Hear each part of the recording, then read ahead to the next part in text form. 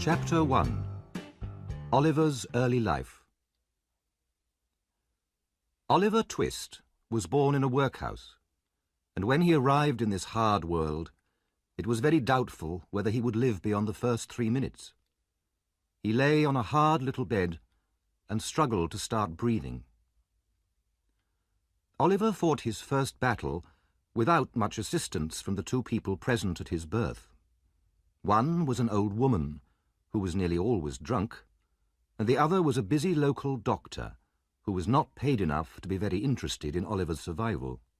After all, death was a common event in the workhouse, where only the poor and homeless lived.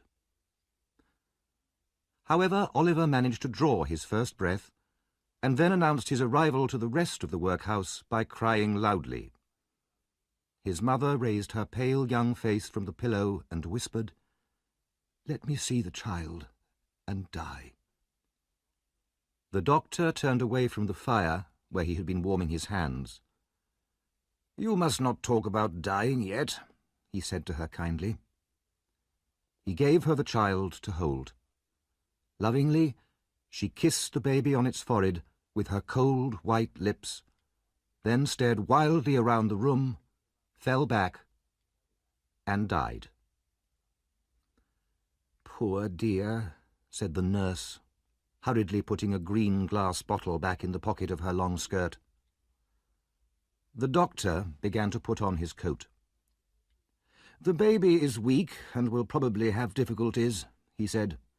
"If so, give it a little milk to keep it quiet." Then he looked at the dead woman.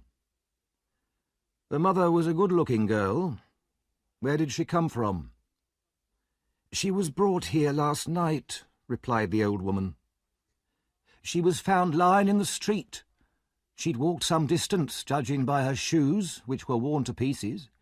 Where she came from, where she was going to, or what her name was, nobody knows." The doctor lifted the girl's left hand. "The old story," he said sadly, shaking his head. "No wedding ring, I see. Ah, good night." And so Oliver was left with only the drunken nurse. Without clothes, under his first blanket, he could have been the child of a king or a beggar.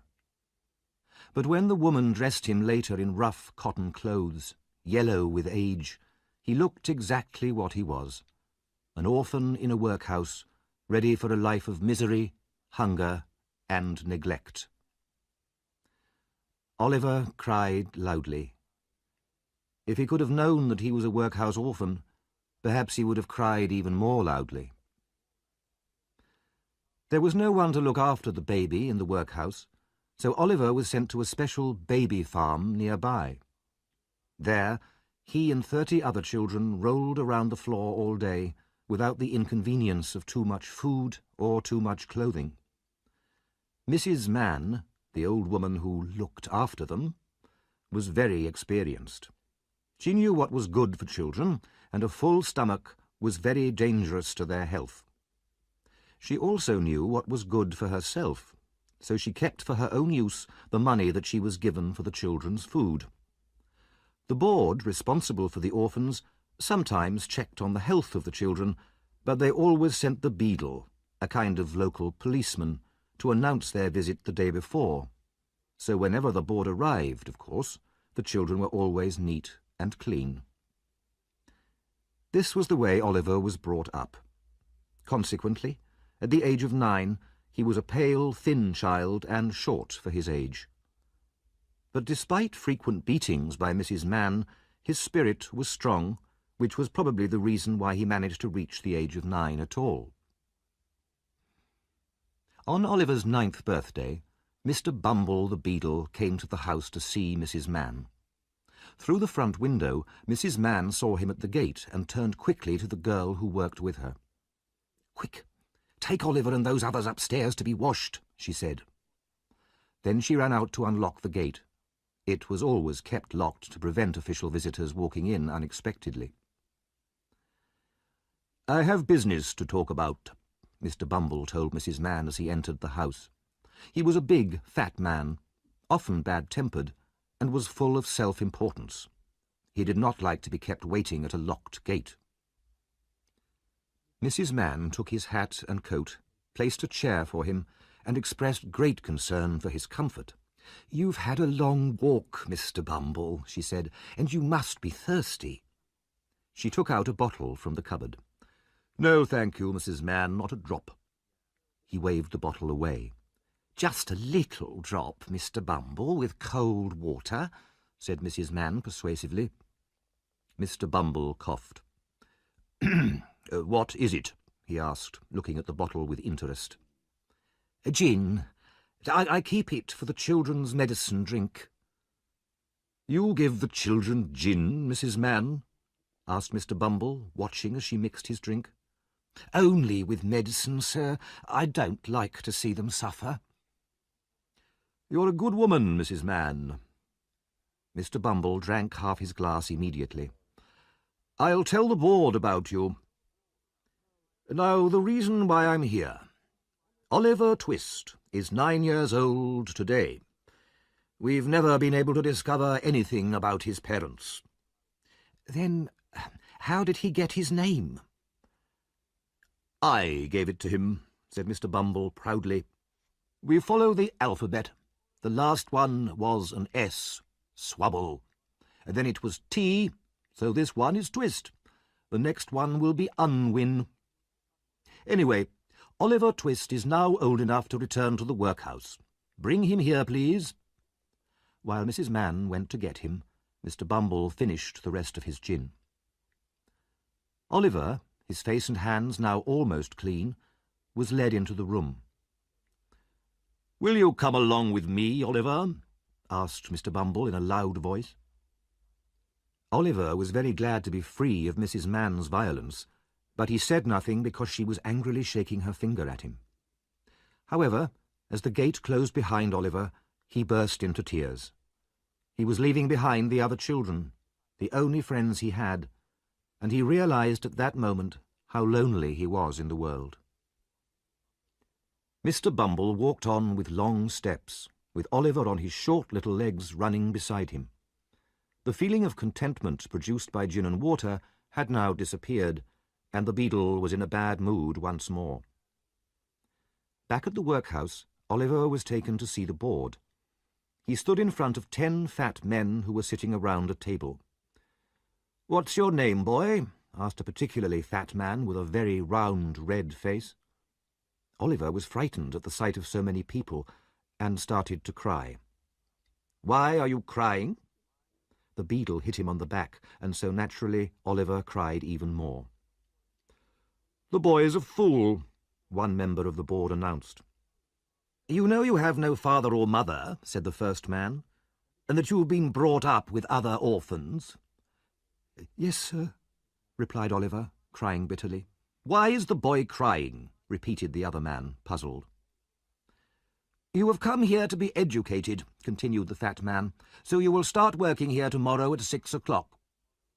Oliver was led away to a large room where, on a rough, hard bed, he cried himself to sleep. The room in the workhouse where the boys were fed was a large stone hall, and at one end the master and 2 women served the food. This consisted of a bowl of thin soup 3 times a day, with a piece of bread on Sundays. The boys ate everything and were always hungry. The bowls never needed washing. The boys polished them with their spoons until they shone. After 3 months of this slow starvation, one of the boys told the others he was so hungry that one night he might eat the boy who slept next to him. He had a wild, hungry eye, and the other boys believed him. After a long discussion, they decided that one of them should ask for more food after supper that evening, and Oliver was chosen. The evening arrived, the soup was served, and the bowls were empty again in a few seconds. Oliver went up to the master with his bowl in his hand. He felt very frightened, but also desperate with hunger. "Please, sir, I want some more." The master was a fat, healthy man, but he turned very pale. He looked at the little boy in front of him with amazement. Nobody else spoke. "What?" he asked at last, in a faint voice. "Please, sir," replied Oliver, "I want some more." The master hit him with the serving spoon, then seized Oliver's arms and shouted for the beadle.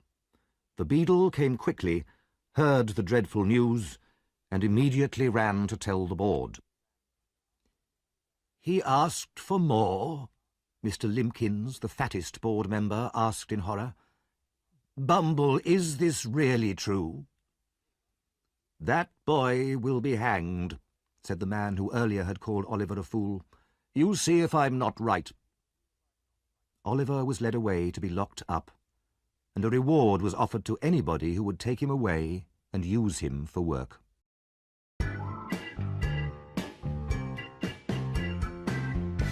Chapter 2. Oliver's First Job. Oliver stayed a prisoner alone in the dark room for a week. He cried bitterly all day, and when the long night came, he spread his little hands over his eyes to shut out the darkness, and tried to sleep.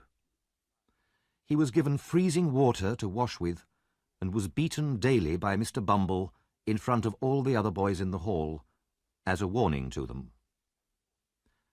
One day, Mr. Bumble met the local undertaker, Mr. Sowerberry, outside the workhouse. "Do you know anybody who wants to train a boy for work, Mr. Sowerberry?" Mr. Bumble pointed at the notice on the wall above him, which offered £5 to anybody who would take Oliver Twist for work. Mr. Sowerberry rubbed his chin and thought for a while. "I pay enough for the poor with my taxes," he said, "so why shouldn't I be able to make use of them in my work? Yes, I'll take the boy myself." And so the board agreed to send Oliver to work for the undertaker. The necessary papers were signed. Oliver's small possessions were put into a brown paper parcel, and he was led to Mr. Sowerberry's house by Mr. Bumble. As they walked along, tears began to run down Oliver's face. "What is it this time?" asked Mr. Bumble impatiently. "Don't be so ungrateful. This gentleman is going to look after you." "It's just that I'm so lonely, sir," said the child. "Everybody hates me. Please don't be angry with me, sir." Even Mr. Bumble felt a little pity. He coughed, told Oliver to dry his eyes and be a good boy, and walked on with him in silence. The undertaker had just finished work for the day when Mr. Bumble entered his shop. "Here, I've brought the boy," said the beadle. Oliver bowed to the undertaker, who raised his candle to get a better view of the boy. "Mrs. Sowerberry," he called, "come and have a look." His wife, a short, thin woman with a disagreeable face, came out to see. "He's very small," she said immediately. "He is," agreed Mr. Bumble, "but he'll grow, Mrs. Sowerberry." "Yes," she said crossly, "when he eats our food. Go on, get downstairs." She pushed Oliver downstairs into a damp, dark kitchen, and called to the girl working down there. "Here, Charlotte, give this boy some meat that the dog left, if he thinks it's good enough for him." Oliver tore the meat to pieces with his teeth as if he were a wild animal. Mrs. Sowerberry watched him in silent horror, already thinking about her future food bills, then took him upstairs to the shop. "You'll sleep here among the coffins," she said. Oliver stared around the dark, airless shop at the coffins, some finished, some only half made. He trembled at the thought of ghosts. His bed was a small hole in the floor, and looked very like a grave. But it was not only the room that depressed Oliver. He felt very lonely, with no friends and no one to care for him. As he lay on the bed, he found himself wishing that it really was his grave. The next morning, he was woken up by someone kicking at the shop door. "Open the door, will you?" shouted a voice through the keyhole. "Yes, sir." "I suppose you're the new boy," said the voice through the keyhole. "How old are you?" 10, sir." "Then I'll hit you when I get in," said the voice. Oliver was experienced enough to know that the promise was probably true. He opened the door with a shaking hand, then looked up and down the street. All he could see was a large boy wearing the uniform of one of the charity schools where the children of the very poor used to go. "Did you want a coffin?" asked Oliver innocently. The charity boy looked at him fiercely. "You'll be needing a coffin soon, workhouse, if you make jokes like that. I'm Mr. Noah Claypole, and you're working under me. Now hurry up and open the curtains." As he said this, he kicked Oliver and entered the shop. He was a big, clumsy boy of about 14, with a large head and very small eyes. Added to these attractions were a red nose and dirty yellow trousers. The boys went down to breakfast, which the girl Charlotte had made for them. She gave an extra piece of meat to Noah, then told Oliver to hurry up, as it was his job to look after the shop. "Did you hear that, workhouse?" shouted Noah. "He heard, Noah," said Charlotte. "Leave him alone." "Why?" asked Noah. "All his relations have already left him alone. His mother and father aren't going to interfere with him." Charlotte and Noah both started laughing loudly. Oliver sat alone in the corner, eating old bits of bread. Noah was a charity boy, but not a workhouse orphan. He at least knew who his parents were. But for a long time, all the local shop boys had insulted him because he wore the uniform of a charity boy. Now fortune had brought him a creature in an even lower position in society than himself. Noah intended to repay to Oliver every insult he had ever received, and to make the new boy's life a misery. After a few weeks, Mr. Sowerberry decided that he liked Oliver's appearance enough to train him in the undertaking business. Oliver's permanent expression of sadness was very suitable, the undertaker thought, for collecting dead bodies from houses and accompanying the coffins to funerals. One day, Mr. Bumble came to tell them about a woman who had died in an extremely poor part of the town, and Sowerberry and Oliver went to collect the body. They went down dirty, narrow streets, where the houses on either side were tall and large, but very old. Some of the houses were almost falling down, and had to be supported by huge blocks of wood. The area was so poor that even the dead rats in the street looked as though they had died of hunger. They found the right house, and climbed the dark stairs to a miserable little room. Some children watched them from the shadows as they entered. Something lay beneath a blanket on the floor in one corner. A man and an old woman stood near the body. Oliver was afraid to look at them. With their thin faces and sharp teeth, they looked like the rats he had seen outside. As Sowerberry began to measure the body for a coffin, the man knelt on the floor and cried out, "She starved to death, I tell you. That's why she died." He fell to the floor, and all the children behind him started to cry. Sowerberry and Oliver, their work done, left as fast as they could. They returned the next day with the coffin, and 4 men from the workhouse who were to carry it. The man and the old woman followed the coffin to the church, and waited silently by the grave for the priest to arrive. When at last he came, he hurried through the burial prayers, and as quickly as possible, it was only a job after all, the coffin was put into the ground. At this point the husband, who had not moved once during his wife's burial, not even during the long wait for the priest, suddenly fainted to the ground and had to have cold water thrown over him. "So, how did you like it, Oliver?" asked Sowerberry later as they walked home. Not very much, sir," Oliver answered truthfully. "You'll get used to it, my boy." Oliver wondered how long that would take, and remained silent all the way back to the shop, thinking about everything that he had seen and heard.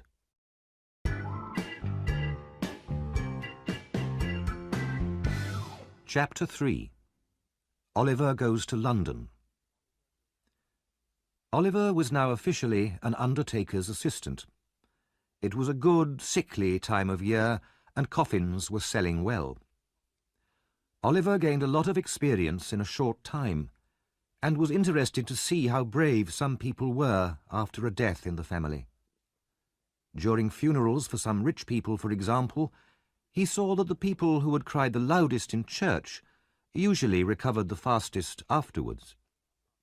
He noticed how in other wealthy families the wife or the husband often seemed quite cheerful and calm despite the recent death, just as if nothing had happened. Oliver was very surprised to see all this, and greatly admired them for controlling their sadness so well. He was treated badly by most of the people around him. Noah was jealous because Oliver went out to burials while he was left back in the shop, so he treated him even worse than before. Charlotte treated him badly because Noah did, and Mrs. Sowerbury was his enemy because Mr. Sowerbury was supposed to be his friend. One day something happened which might seem unimportant, but which had a great effect on Oliver's future. Noah was in a particularly bad mood one dinner time, and so he tried to make Oliver cry by hitting him, pulling his hair, and calling him horrible names. This was all unsuccessful, so he tried personal insults. "Workhouse, how's your mother?" he asked.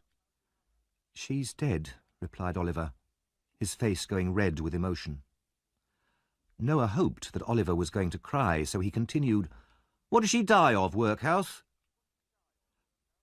"Of a broken heart, I was told," and a tear rolled down Oliver's cheek. "Why are you crying, Workhouse?" Oliver remained silent, and Noah grew braver. "You know, I feel very sorry for you, Workhouse, but the truth is, your mother was a wicked woman." Oliver seemed suddenly to wake up. "What did you say?" "She was so bad it was lucky she died, or she would have ended up in prison or hung." His face bright red with anger, Oliver jumped up, seized Noah's throat, and shook the older boy so violently that his teeth nearly fell out. Then he hit him with all his strength and knocked him to the ground. "He'll murder me!" screamed Noah. "Charlotte, help! Oliver's gone mad!" Charlotte and Mrs. Sowerbury ran in and screamed in horror. They took hold of Oliver and began to beat him. Then Noah got up and started to kick him from behind. When they were all tired, they forced Oliver, who was still fighting and shouting, into the cellar and locked it. Mrs. Sowerbury sat down, breathing heavily. "He's like a wild animal," she said. "We could all have been murdered in our beds." "I hope Mr. Sowerbury doesn't take any more of these dreadful creatures from the workhouse," said Charlotte. "Poor Noah was nearly killed." Mrs. Sowerbury looked at Noah sympathetically. Noah, who was twice Oliver's size, pretended to rub tears from his eyes. "What shall we do?" cried Mrs. Sowerbury. "He'll kick that door down in 10 minutes." They could hear Oliver banging and kicking at the cellar door. "Noah, run and get Mr. Bumble." So Noah ran through the streets as quickly as he could to fetch the beadle. When he reached the workhouse, he waited for a minute to make sure his face was suitably tearful and frightened. As soon as Mr. Bumble came out, Noah cried, Mr. Bumble, it's Oliver Twist, sir. He's become violent. He tried to murder me, sir, and Charlotte and Mrs. Sowerbury as well." Mr. Bumble was shocked and angry. "Did he? I'll come up there immediately and beat him with my stick." When he arrived at the shop, Oliver was still kicking wildly at the cellar door. "Let me out," he shouted from the cellar when he heard Mr. Bumble's voice. "I'm not afraid of you." Mr. Bumble stopped for a moment, amazed and even rather frightened by this change in Oliver. Then he said to Mrs. Sowerbury, "It's the meat that's caused this, you know." "What?" "Meat, madam. You fed him too well here. Back in the workhouse this would never have happened." "I knew I was too generous to him," said Mrs. Sowerbury, raising her eyes to the ceiling. At that moment, Mr. Sowerbury returned, and hearing what had happened, according to the ladies, he beat Oliver so hard that even Mr. Bumble and Mrs. Sowerbury were satisfied. Mr. Sowerbury was not a cruel man, but he had no choice. He knew that if he didn't punish Oliver, his wife would never forgive him. That night, alone in the room with the coffins, Oliver cried bitter, lonely tears. He did not sleep, and very early in the morning, before anyone was awake, he quietly unlocked the shop door and left the house. He ran up the street and through the town as far as the main road, where he saw a sign that told him it was just 70 miles from there to London. The name London gave the boy an idea. That huge place. Nobody, not even Mr. Bumble, could ever find him there. He had heard old men in the workhouse say it was a good place for brave boys, and that there was always work there for those that wanted it. It would be the best place for him. He jumped to his feet and walked forward again. But after only 4 miles, he began to realize just how far he would have to walk.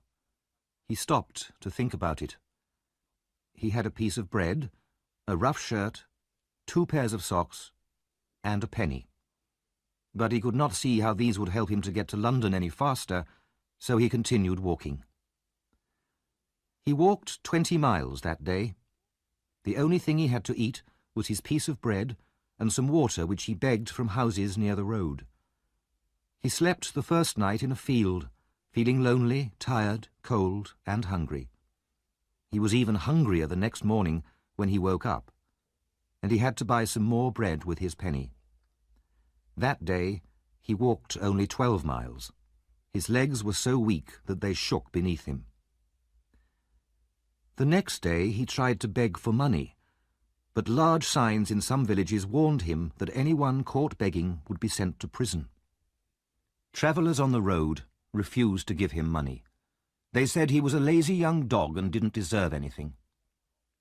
Farmers threatened to send their dogs after him. When he waited outside pubs, the pub owners chased him away because they thought he had come to steal something.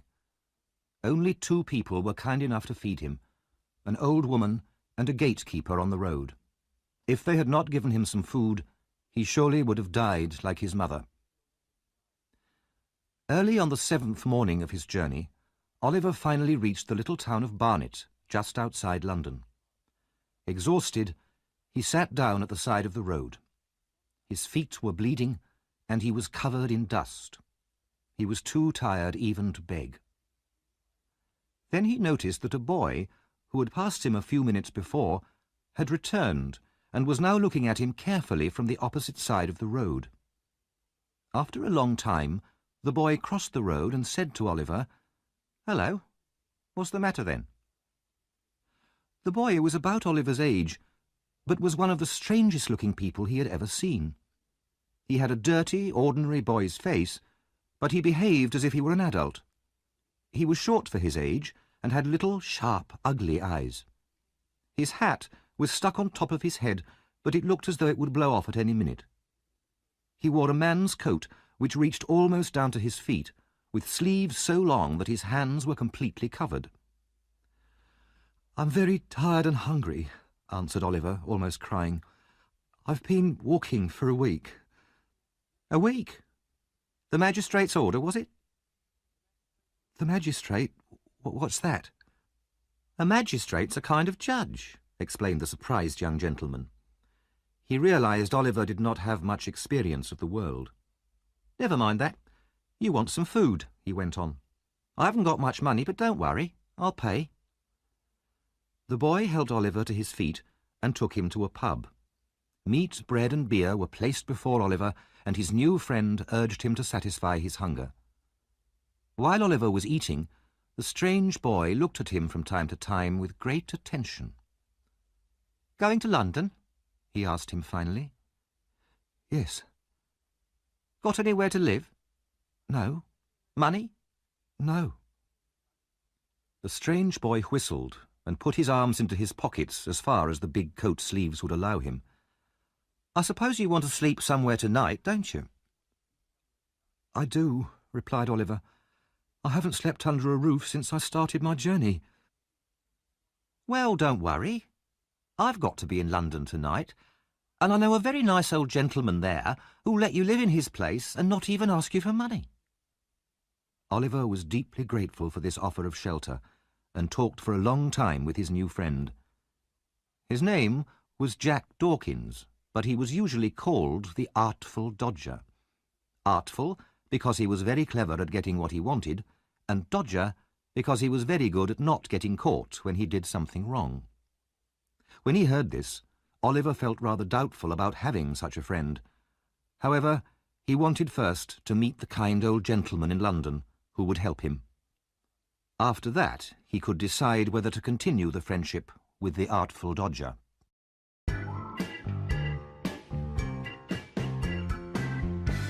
Chapter 4. Oliver in London.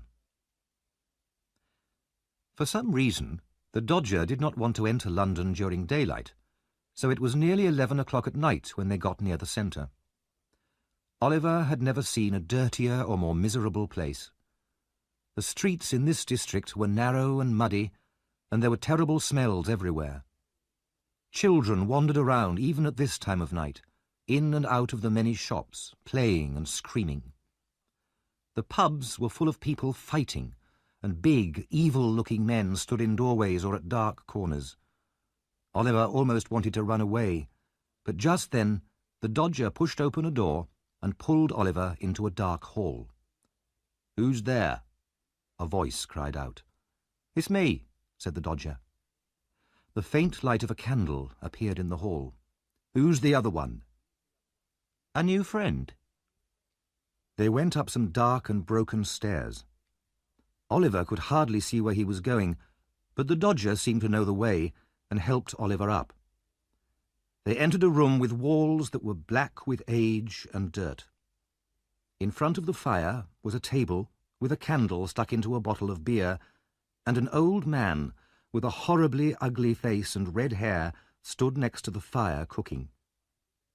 He was wearing a dirty old coat and seemed to divide his attention between his cooking and a number of silk handkerchiefs which were hanging near the fire. There were several rough beds in the room. 4 or 5 boys, about the same age as the Artful Dodger, sat round the table smoking and drinking like middle-aged men. They all looked up when the Dodger and Oliver entered. "This is him, Fagin," the Dodger said to the old man. "My friend, Oliver Twist." Fagin smiled and shook Oliver's hand. Then all the young gentlemen came up to him and shook both his hands very hard, especially the hand which held his few possessions. One of the boys was particularly kind.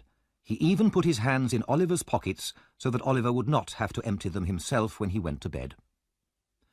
The boys would probably have been even more helpful, but Fagin hit them on their heads and shoulders until they left Oliver alone.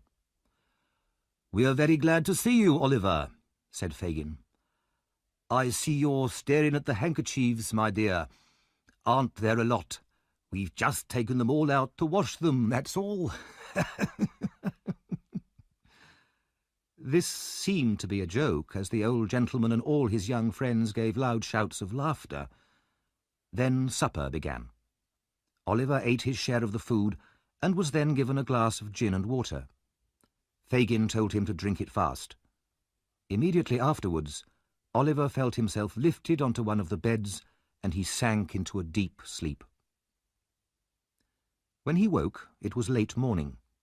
Fagin was the only other person in the room, and he was boiling coffee in a pan. When the coffee was done, he turned towards Oliver and looked closely at the boy. Oliver was only just awake, and his eyes were half closed, so he seemed to be still fast asleep. Fagin then locked the door, and from a hidden hole in the floor he took out a small box which he placed carefully on the table. His eyes shone as he opened it, and took out a gold watch covered in jewels. "Ah," he said to himself, "what fine men they were, loyal to the end. They never told the priest where the jewels were, nor about old Fagin, not even at the very end. And why should they? It was already too late. It wouldn't have stopped the rope going round their necks." Fagin took out at least 6 more watches, as well as rings and bracelets and many other valuable pieces of jewellery. He looked at them with pleasure, then replaced them. "What a good thing hanging is," he murmured. Dead men can never talk or betray old friends. At that moment he looked up and saw Oliver watching him. He closed the lid of the box with a loud crash and picked up a bread knife from the table. "Why are you watching me? What have you seen? Tell me quick." "I couldn't sleep any longer, sir," said Oliver, terrified. "I'm very sorry." "You weren't awake an hour ago?" Fagin asked fiercely, still holding the knife. "I promise I wasn't, sir," replied Oliver. "Don't worry, my dear," Fagin said, putting down the knife and becoming once again the kind old gentleman. He laughed. "I only tried to frighten you, my dear. You're a brave boy, Oliver. And did you see any of the pretty things?" "Yes, sir." "Ah," said Fagin, turning rather pale. They're mine, Oliver. All I have in my old age." Oliver wondered why the old man lived in such an old, dirty place when he had so many watches, but then he thought that it must cost Fagin a lot of money to look after the Dodger and the other boys. So he said nothing and got up and washed. When he turned towards Fagin, the box had disappeared. Soon the Dodger entered with a cheerful young man named Charlie Bates. "Have you been at work this morning?" Fagin asked the Dodger. "Hard at work," answered the Dodger. Good boys, said Fagin. "What have you got?" "A couple of pocket-books and some handkerchiefs." "Good workers, aren't they, Oliver?" said the old man. "Very good," said Oliver. The others all started laughing, though Oliver saw nothing funny in his answer. Fagin inspected the handkerchiefs and told the two boys that they were extremely well made and that he was very pleased with their work. After breakfast they played a very strange game. The cheerful old man put a watch in his jacket pocket, with a guard chain round his neck and a notebook and a handkerchief in his trouser pocket. Then he went up and down the room, holding a walking stick, just like the old gentleman who walked in the streets. Sometimes he stopped at the fireplace, and sometimes at the door, pretending to stare with great interest into shop windows. He would then constantly look round, as if afraid of thieves, touching all his pockets in such a natural and funny way that Oliver laughed until the tears ran down his face. All the time, the two boys followed Fagin everywhere, and every time he turned round, they moved out of his sight so quickly that it was impossible to follow their movements. Finally, the Dodger bumped into him accidentally from behind, and at that moment both boys took from him very quickly his watch, guard chain, handkerchief, and notebook. If the old man felt a hand in any of his pockets, he cried out, and then the game began again. Later, the boys went out again to do some more work. When they had gone, Fagin turned to Oliver. "Take my advice, my dear," he said. "Make them your models, especially the Dodger. He'll be a great man himself, and will make you one too if you copy him. Is my handkerchief hanging out of my pocket, my dear?" "Yes, sir," said Oliver. "See if you can take it out without my feeling it, just as you saw them doing it when we were playing."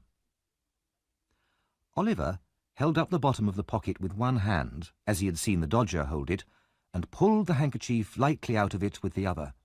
"Has it gone?" asked Fagin.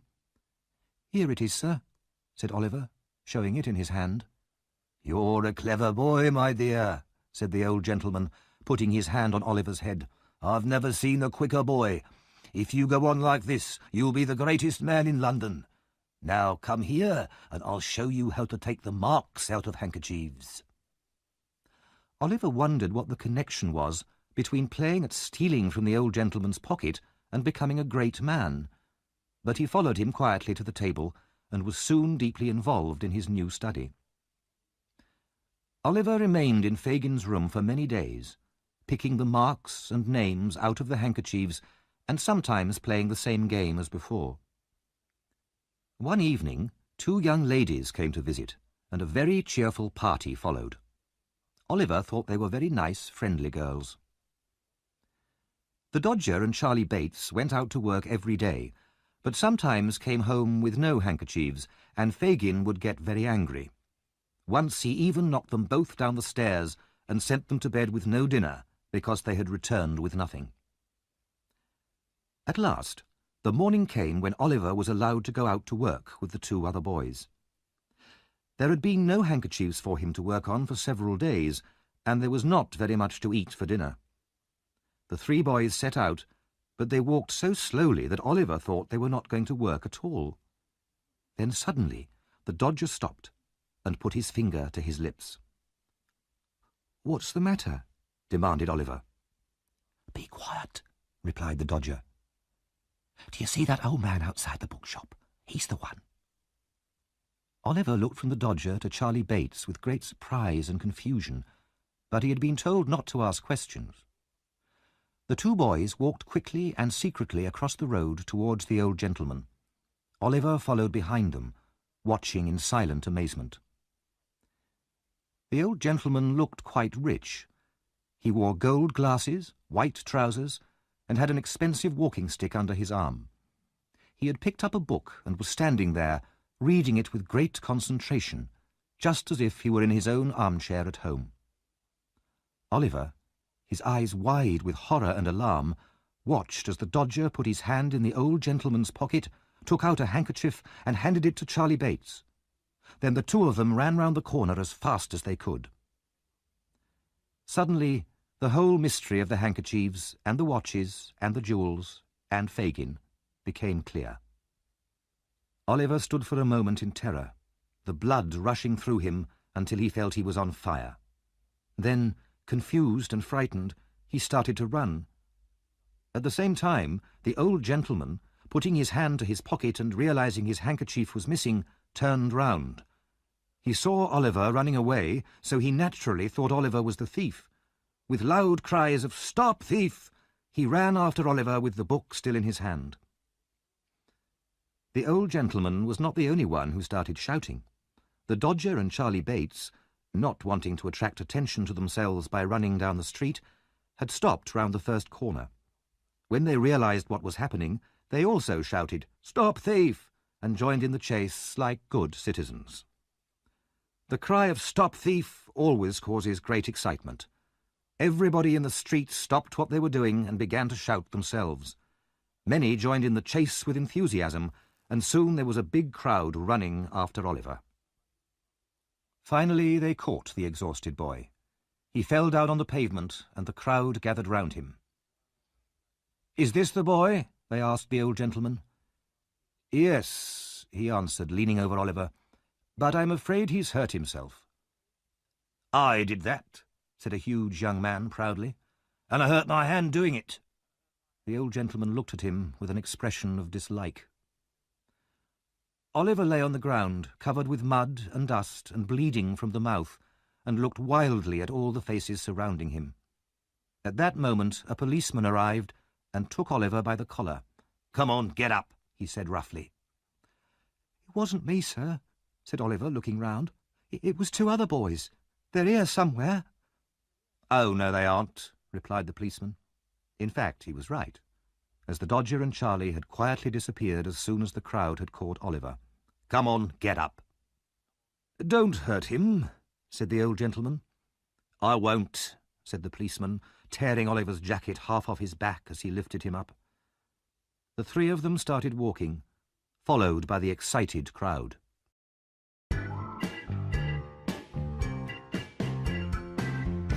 Chapter 5. Oliver's life changes. Oliver was taken to the nearest police station. The officer at the gate looked at the boy. "Another young thief, eh?" He turned to the old gentleman. "Are you the person who was robbed, sir?" "Yes, I am," replied the old gentleman, "but I'm not sure that this boy actually took the handkerchief. I don't really want to take him to court." "Too late.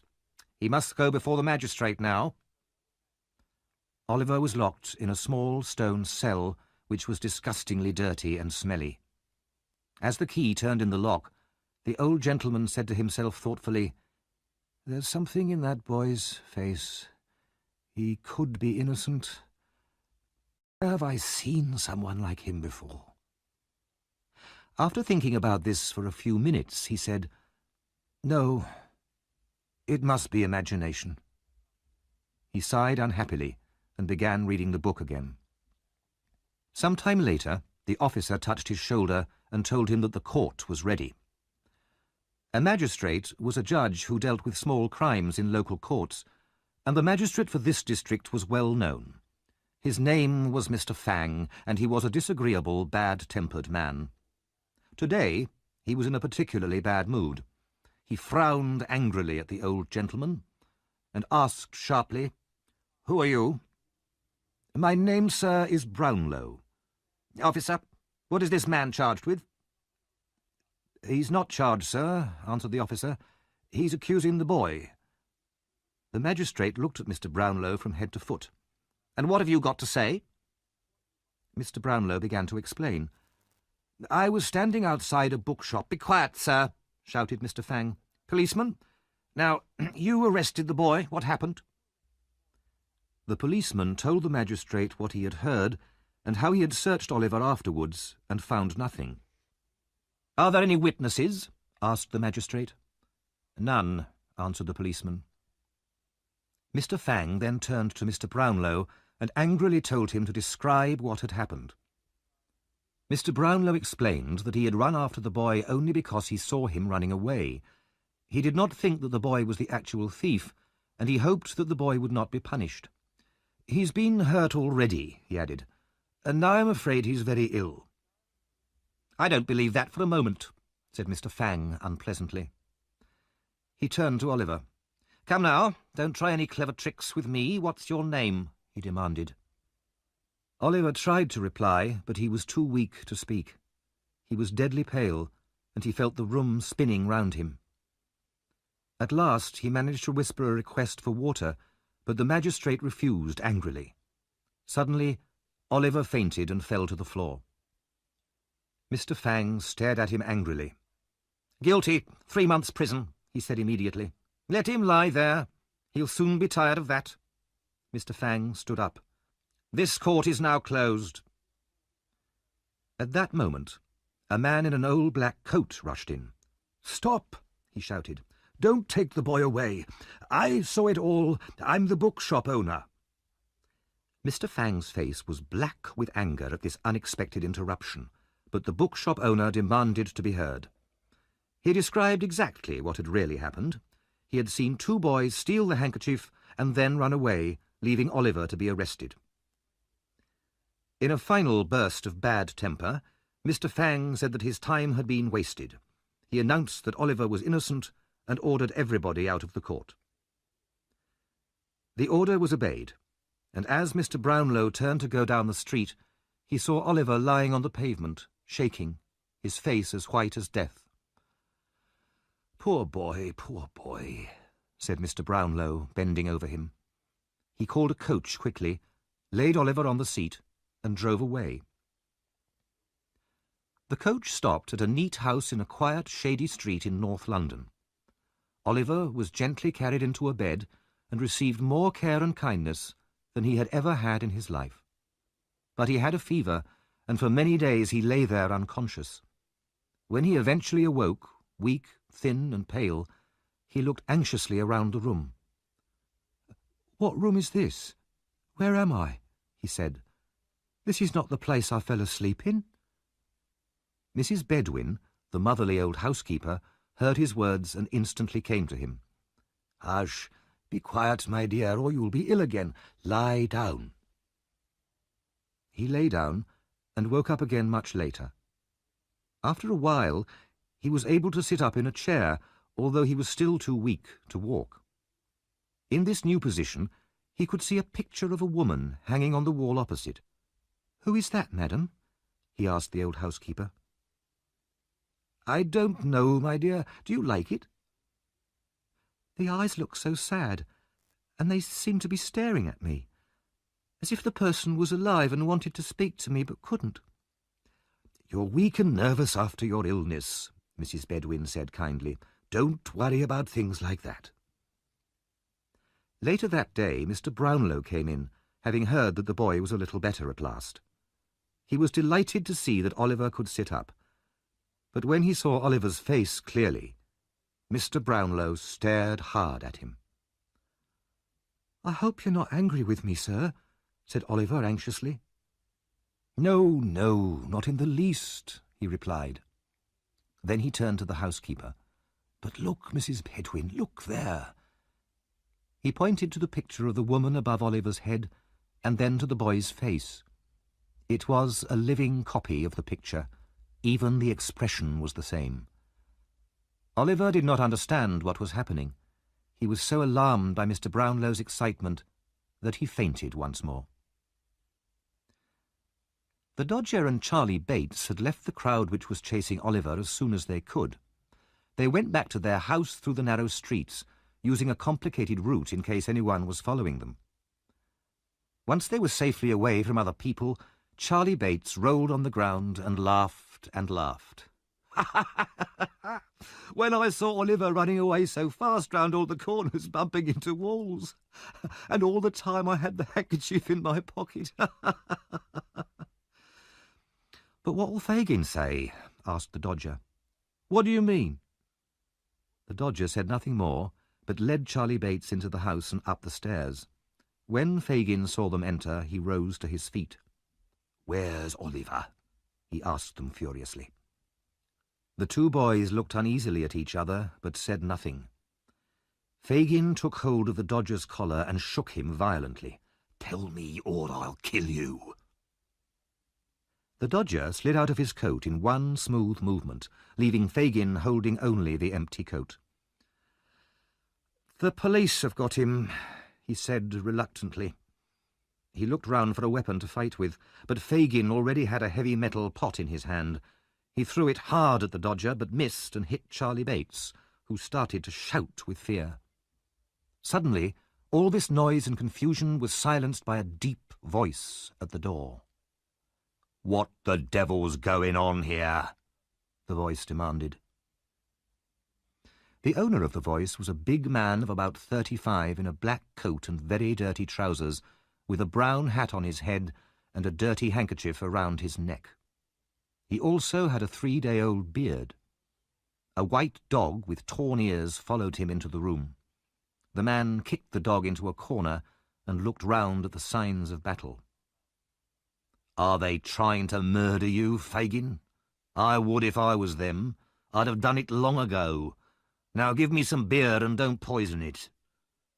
It was said as a joke, but if the man had seen the evil look on Fagin's face, he might have thought the warning was a necessary one. Fagin produced some beer, and as the fight appeared to be over, everybody sat down. In the conversation that followed, Fagin told the newcomer that Oliver had been caught by the police. "I'm afraid, Mr. Sykes," he said, "the boy may say something which will get us into trouble." "Very likely," said Bill Sykes, smiling unkindly. "You've got problems, Fagin." "And I'm afraid," added Fagin, ignoring Sykes's remark, "that if we're in trouble, then a lot of other people will be in trouble too, if you understand me, my dear." Sykes turned angrily towards the old man. There was a silence. Then Sykes said, "Somebody must find out what's happened. If he hasn't said anything yet, we must catch him when he leaves the police station." Fagin nodded. But there was a difficulty. None of them wanted to go anywhere near a police station. The problem was solved with the arrival of the two young ladies whom Oliver had met one evening in Fagin's house. "Nancy, my dear," Fagin said. He smiled sweetly at one of the young ladies. "Can you go to find out what's happened to Oliver?" The young lady answered calmly, "No, I won't." "You're the only one here that the police in this district don't know," said Sykes. "She'll go, Fagin." "No," repeated Nancy. "Yes, she will, Fagin." Sykes was right. With a mixture of threats and promises, he soon persuaded Nancy to go. She set off at once, and at the police station pretended to be a shy, frightened girl. "Is my poor little brother Oliver here?" she asked the officer with the keys. "He's not here," the officer replied. "The gentleman's got him." "The gentleman? Oh, no. What gentleman?" cried Nancy, very upset. The policeman explained that Oliver had become ill and the old gentleman had taken him to his house in the Pentonville district of North London. Nancy, still looking terribly upset, left the station and hurried back to Fagin's house with this news. As soon as he heard it, Sykes called his white dog, put on his hat, and left without saying goodbye to anyone. "We must find him," Fagin said urgently to the rest of them. "No one can stay here. It's too dangerous now. All of you, walk around Pentonville and keep your ears open. Don't come back until you have some news of Oliver. If you can, kidnap him. We've got to keep him quiet before he starts talking about us to his new friends." With these words, he pushed them all from his room and double-locked the door behind them. Then he took out his hidden box and very carefully hid all the watches and the jewellery beneath his clothes.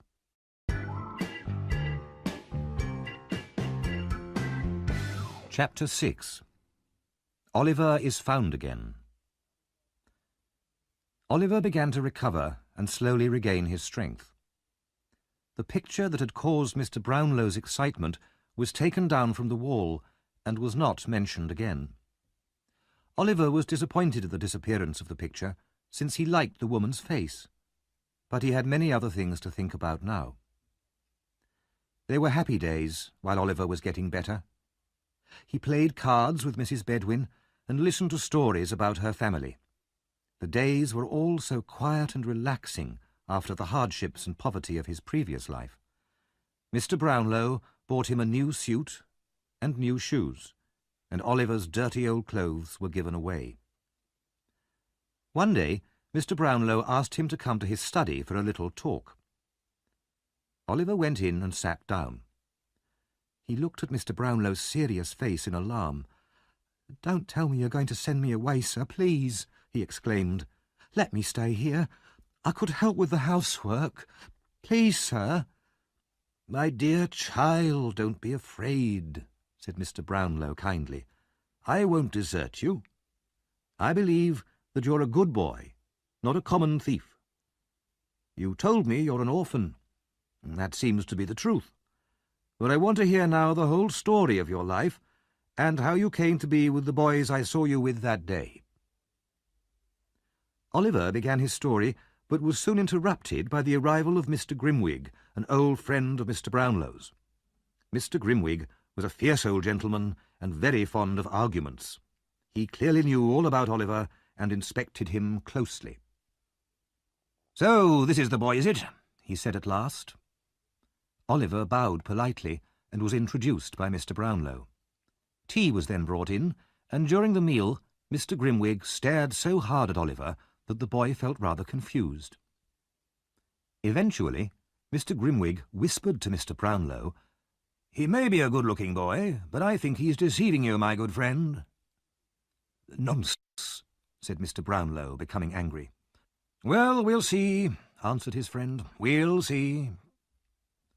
Later that afternoon, Mr. Brownlow wanted to return some books to a bookseller and to send some money for new books that he had already collected. Mr. Grimwig suggested that Oliver should go. "He'll be sure to deliver everything safely," he said with a smile. "Yes, please let me take them," said Oliver, delighted to be of use. Mr. Brownlow hesitated, but Mr. Grimwig's smile had annoyed him. "Very well," he said.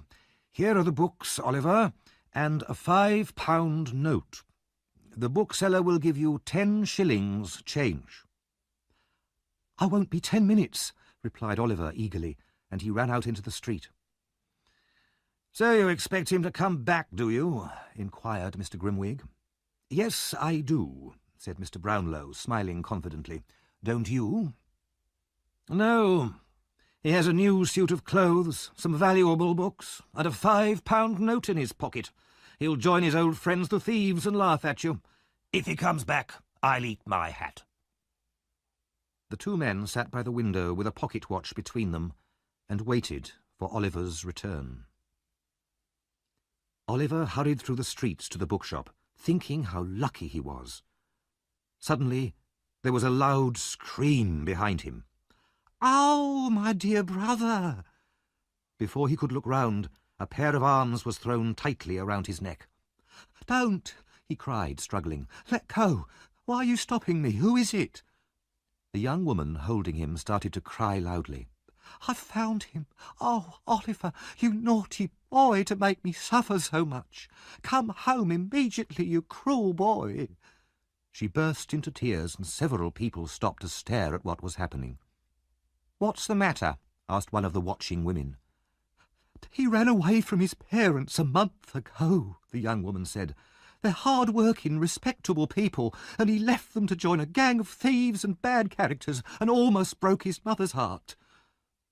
"Go home, you horrible child," said another woman. "Yes, go back to your parents," said a third. "But I haven't got any," replied Oliver, greatly alarmed. "I haven't got a sister either. I'm an orphan. I live in Pentonville." "Listen to him. Make him come home," the young woman said to the crowd, "or you kill his dear mother and father and break my heart." Suddenly, Oliver recognised the woman he had seen in Fagin's house. "It's Nancy," he said without thinking. "You see," cried Nancy to the crowd, "he knows me." Just then a big man ran out of a beer shop, followed by a white dog. "What's this, young Oliver? Come home to your poor mother, you young devil. And what books are these? You've stolen them, haven't you? Give them to me." The man, who was Bill Sikes, seized Oliver with one strong hand and hit him on the head with the other. "That'll do him good," shouted some of the crowd. "It's the only way to treat boys like him." Bill Sikes held onto Oliver's arm. "Come on, you young thief." Still weak from illness and terrified by the growling dog, Oliver could not resist. He was taken through the dark, narrow streets at great speed. Sikes and Nancy gave him no chance to escape, and Oliver had no breath to call out for help. All too quickly, he was back in Fagin's house, where his old friends were waiting for him. "Delighted to see you looking so well, my dear," Fagin said, bowing politely. "Why didn't you write and say you were coming? We'd have got something warm for supper." The Dodger and Charlie Bates roared with laughter, and the Dodger began looking through the books Oliver had with him. "Give them back," Oliver cried. "Those books belong to the kind old gentleman who took me into his home. Send him back the books and the money. He'll think I stole them." "You're right," laughed Fagin. "He will think that." Oliver jumped to his feet and ran wildly from the room, shouting for help. The Dodger and Fagin caught him easily and brought him back. Then the old man picked up a long piece of wood. "So you wanted to get away, my dear, did you? Wanted to call the police and get help? We'll cure you of that." He hit Oliver hard on the shoulders with the stick. He was raising it for a second hit when Nancy rushed forward and, seizing the piece of wood, threw it into the fire. "I won't let you do it, Fagin," she shouted. "You've got him again, isn't that enough? Now leave him alone." Fagin and Sikes looked at each other, shocked by her reaction. "You better keep quiet, my girl," growled Sikes. "No, I won't," cried the girl wildly. "Now you've got the boy, you'll turn him into a thief and a liar. Isn't that enough without killing him too?" She rushed at Fagin and would have hit him if Sikes had not held her arms so tightly that she couldn't move. She struggled wildly for a while, then, exhausted, she fainted. Sikes laid her down in the corner, as surprised as Fagin at her anger. "She can be really wild when she's angry," Sikes said. Fagin wiped his forehead. "That's the trouble with women," he said. "But she's a clever girl in her work." Then Charlie Bates and the Dodger took away Oliver's expensive new suit, gave him some old clothes, and locked him up in a dark room. Oliver felt tired and ill, and was soon fast asleep.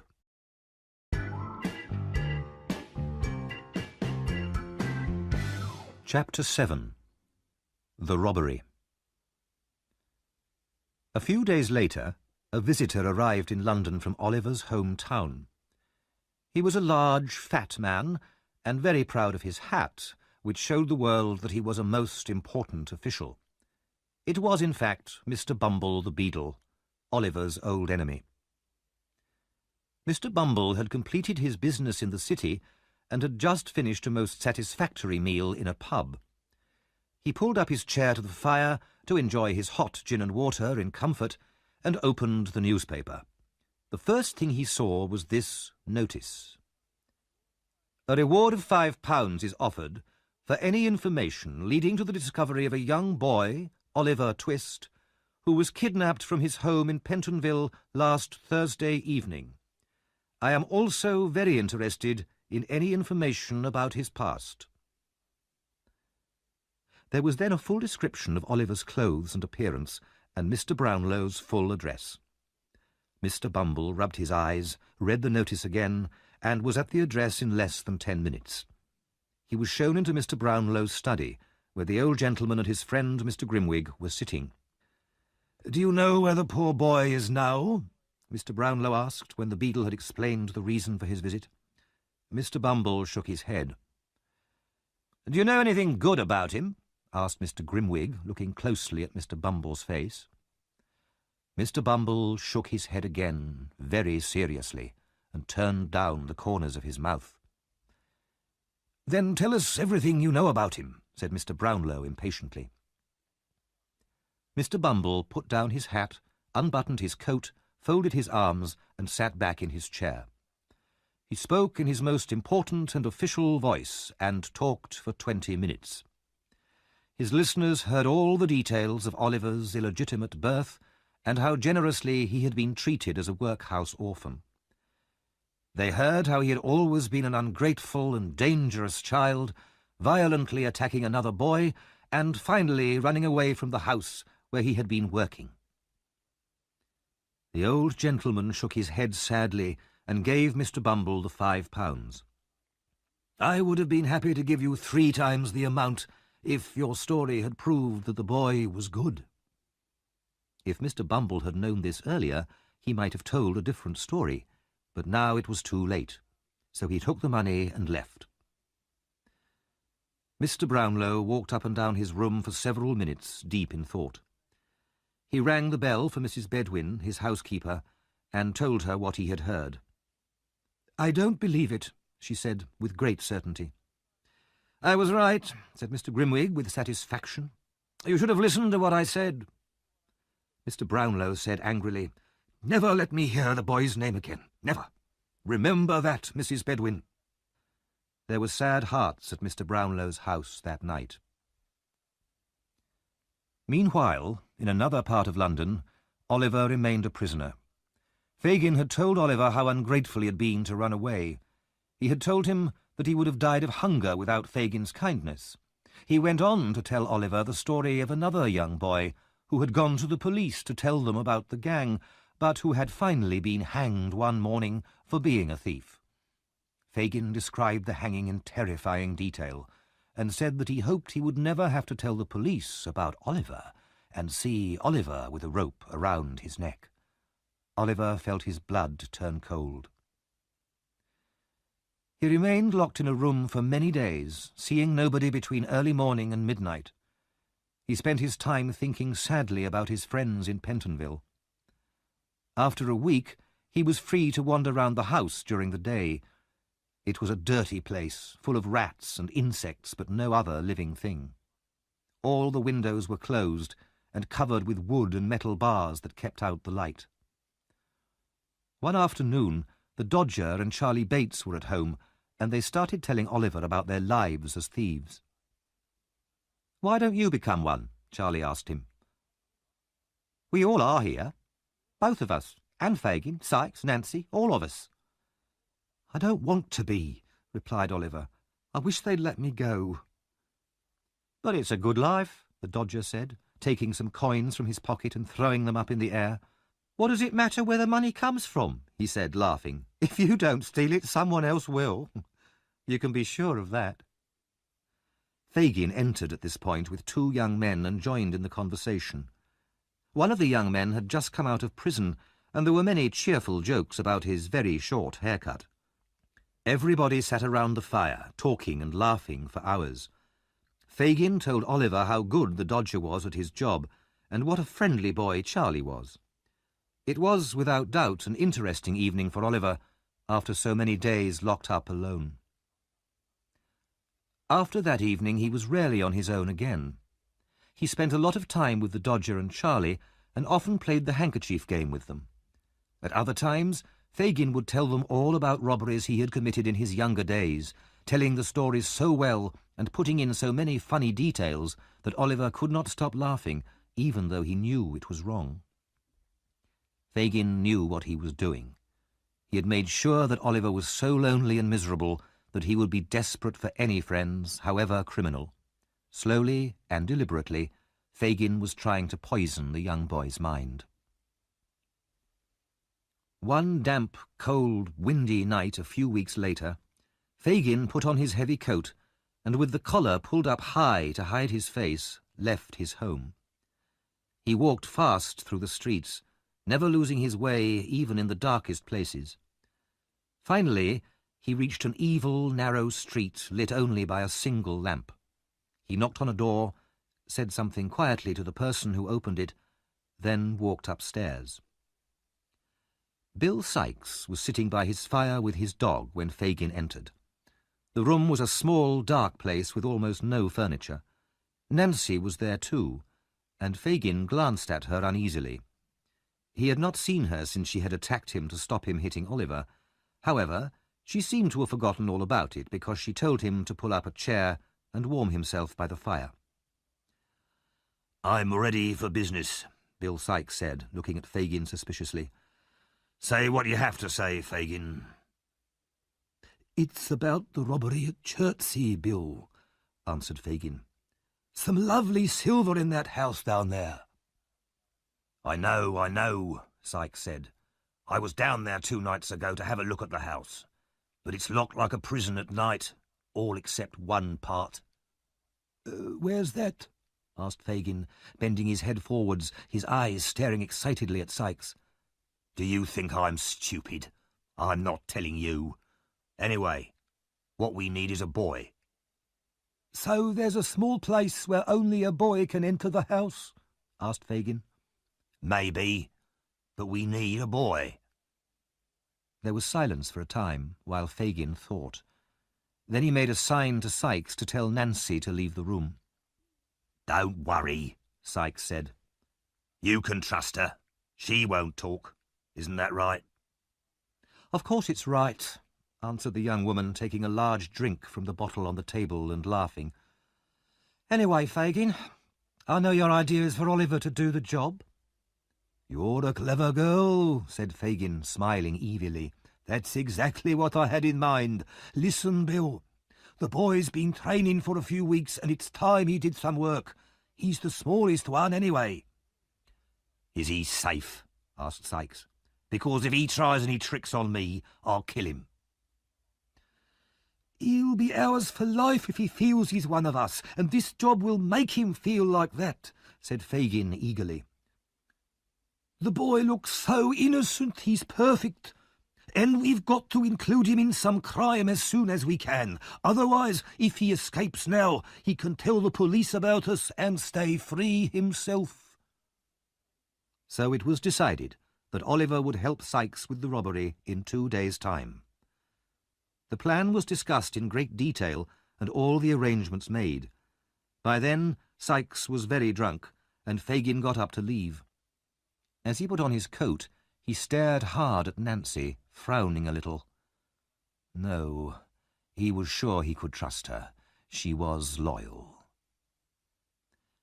The next night, Oliver was alone in Fagin's house when Nancy entered. She was so nervous and white-faced that Oliver asked her if she was ill. "God forgive me," she said, beating her hands together. "I never thought I would do this."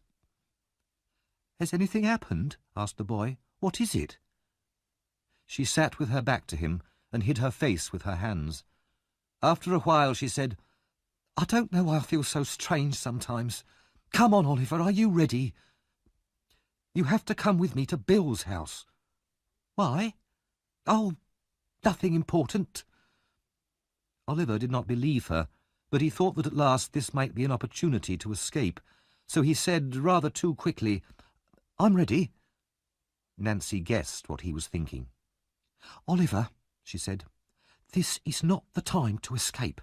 I've saved you once and I will again, but if anything happens tonight, it might mean my death. She said this so seriously that Oliver decided it must be true. He was quiet while they walked quickly through the streets to Sykes' house. Inside his room, Sykes sat Oliver down on a chair. "Did he come quietly?" he asked Nancy. Quiet as a mouse. "Glad to hear it," said Sykes. "Now listen to me, boy." He put a gun against Oliver's head. "If you say one word when you're outside with me, I'll shoot you. Understand?" Oliver nodded, trying hard not to tremble. Sykes and Oliver started out at 5 o'clock in the morning, while it was still dark. They crossed from one side of London to the other. At first the streets were empty, then shops began to open and people started going to work. Gradually, the noise and traffic increased, and as they passed through the meat market at Smithfield, Oliver was amazed by the sight and smells of so many animals and by the huge crowds of people, all pushing and swearing and shouting. But Bill Sykes marched on without stopping. Later in the day, they were given a lift in a horse and cart from West London out into the country. Night fell, and after walking a few more miles down country roads, they finally arrived at an old house standing alone by a river. It was dark and seemed to be empty. They went inside without knocking. Inside were two other men, who at Sykes' command produced food and drink for him and the boy. Then Sykes told Oliver to get some sleep, as they would be going out again later that night. Oliver still had no idea of the purpose of this expedition, but his head ached with tiredness, and he soon fell asleep. At 1:30, the men got up and checked their equipment, gathering several sticks as well. Sykes and a man called Toby left the house together, with Oliver walking between them. There was now a thick fog, and the night was very still as they hurried through the deserted streets of the nearby town. Out in the country again, they walked down several small roads until finally they stopped at a house surrounded by a high wall. As quick as lightning, Toby climbed up and pulled Oliver after him. Inside the garden, they crept towards the house, and now, for the first time, Oliver realized in horror that the purpose of the expedition was robbery, and maybe even murder. Bill Sykes broke open a small window at the back of the house, then shone his light into Oliver's face. "Now listen. I'm going to put you through here. Go straight through into the hall and onto the front door and let us in. And if you don't, you can be sure I'll shoot you." Oliver, stupid with terror, was lifted through the window into the house. Desperately, he decided to try to run upstairs and warn the family. He began to creep forwards. Suddenly, there was a loud noise from the hall. "Come back!" shouted Sykes. "Back, back!" Oliver stood still, frozen with fear.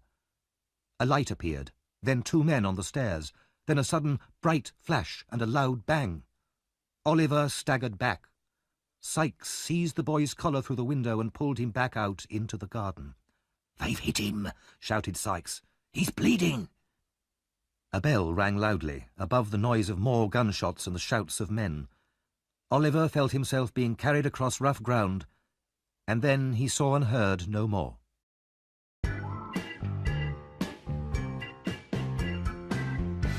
Chapter 8. After the Robbery. The night was bitterly cold. A sharp wind whipped the fallen snow up into the air and blew it into every hole and corner. It was a night for the homeless to lie down and die, and for luckier people to sit close to their fires and thank God they were at home.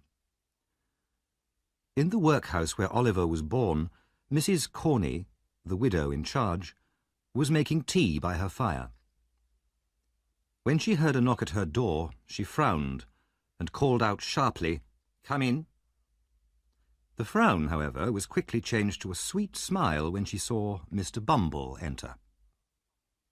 "Hard weather, Mr. Bumble," said the widow. "Yes, indeed, ma'am," replied the beadle.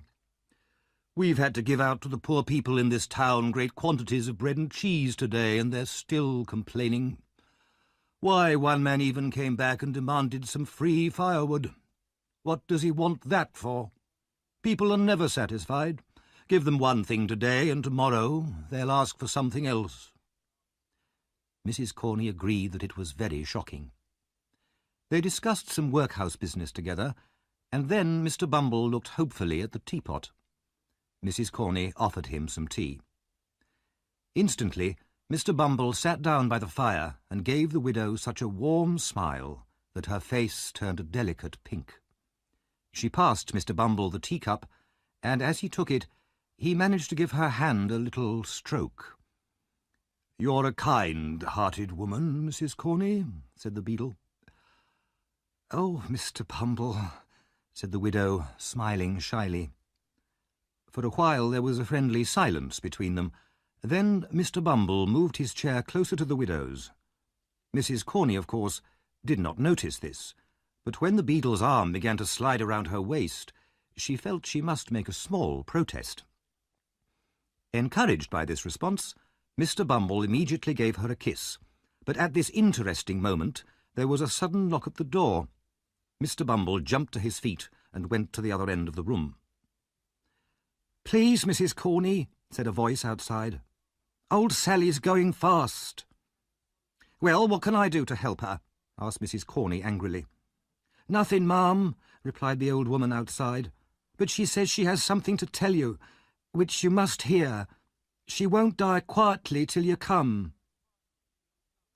Complaining loudly, Mrs. Corney asked Mr. Bumble to wait until she came back. Then she followed the old woman up the stairs. Old Sally lay in bed in a freezing cold room. The fire was so small and mean that it gave no warmth at all. Mrs. Corney bent over the bed, and the dying woman opened her eyes. "Come closer," she murmured. "Let me whisper in your ear." She held on to Mrs. Corney's arm and pulled her down towards her.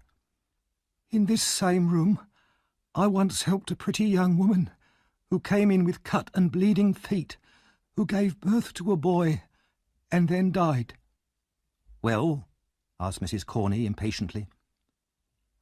"I robbed her. She was hardly dead before I stole it." "Stole what?" "It. The only thing she had. It was gold. It could have saved her life." "Gold? Who was this mother? Tell me." "She told me to look after it when she died." The old woman's mind was getting confused. "She trusted me, poor girl, and I stole it." "Quick, tell me, or it may be too late," said Mrs. Corney greedily. "What was it, and what was the boy's name?" The old woman could hardly speak. "Oliver. The gold I stole was—" Yes, what?" The old woman fell back onto the bed, dead. Mrs. Corney hurried back to her room, where Mr. Bumble was still admiring her furniture and counting her silver teaspoons.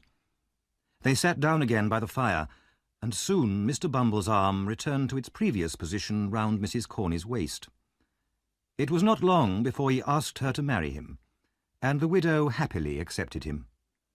While they drank to celebrate the arrangement, Mrs. Corney told Mr. Bumble about old Sally's death and the unknown gold object which she had stolen from the dead body of the young woman. After many expressions of undying love, Mr. Bumble finally left the room and returned home, with bright visions of his future. While these events were happening in the workhouse, the Artful Dodger and Charlie Bates were playing cards in Fagin's house. The Dodger, as usual, was winning easily. Somehow he always seemed to know exactly what cards the other players had in their hands. Suddenly there was a faint ring on the bell downstairs, and Toby came in, the man who had gone with Bill Sikes and Oliver to rob the house in Chertsey. Fagin jumped to his feet. "Where are they?" he screamed. "Sikes and the boy, where are they hiding?" "We failed," said the robber. "What happened?" "They fired and hit the boy. We ran away with Oliver between us, and they chased us with dogs." "And the boy? What about the boy?" gasped Fagin. "His head was hanging down and he was cold. We needed to go faster, so we left him in a field, alive or dead. That's all I know about him." Fagin did not wait to hear any more. He gave an angry scream, ran out of the house, and hurried through the streets until he reached Bill Sikes' house. As he climbed the stairs, he thought, "Well, Nancy, if there's anything going on here, I'll find out about it, however clever you are." Nancy was alone upstairs in her room, her head on the table. "She's been drinking again," thought Fagin. As he closed the door, she woke up. He told her what had happened during the robbery. She said nothing, and her head returned to the table. "And where do you think the boy is now, my dear?" Fagin asked her, trying hard to see her face. "Poor little child, left alone like that." Nancy looked up. "I hope the child's dead. Then he'd be happier than any of us." "What?" said Fagin in amazement. "It's better like that. The sight of the boy turns me against myself and all of you." "You're drunk." Fagin suddenly lost his temper. "The boy's worth a fortune to me, and now a drunken gang has lost him. And if Sikes doesn't return that boy to me, dead or alive, I'll tell the police about him, and I'll get Sikes hanged. Just remember that." When Fagin left her, Nancy was already back in a drunken sleep, her head lying on the table once more. Fagin went out into the blackness of the night and walked home. He had reached the corner of his street and was searching in his pocket for his key when a dark figure came out of the shadows and crossed the road towards him. "I've been waiting here for 2 hours, Fagin," said the stranger. "Where have you been?" "On your business, my dear," said Fagin, glancing at him uneasily. "We'd better talk inside." The door closed behind them, and they crept quietly up to the top floor in order not to wake the sleeping boys downstairs. They sat in a dark room, the only light coming from a candle burning in the passage outside. The stranger's name was Monks, and he was in an evil mood. He listened to Fagin for a while, frowning heavily. "It was badly planned," he said angrily. "Couldn't you have made the boy into an ordinary thief and then got him arrested and sent out of the country for the rest of his life?" "But he isn't like the other boys here," Fagin said. "I had nothing to frighten him with. Anyway, I've already helped you. After he was caught by the police stealing from the bookshop, I got Nancy to get him back, and then she felt sorry for him." "Killer," Monks said impatiently. "We can't afford to do that kind of thing," said Fagin. "But I can turn the boy into an ordinary thief now, and then Nancy will harden her heart against him. I know how women are. But if he's already dead—" "That's not my fault," said Monks quickly. "I always said to you, do anything you want to him, but don't kill him. I wouldn't have been able to forget it if you had." Suddenly he jumped to his feet, staring at the wall opposite the door. "What's that?" he whispered, terrified. "What? Where?" cried Fagin. "The shadow. I saw the shadow of a woman pass along that wall." White-faced, they both ran from the room into the passage.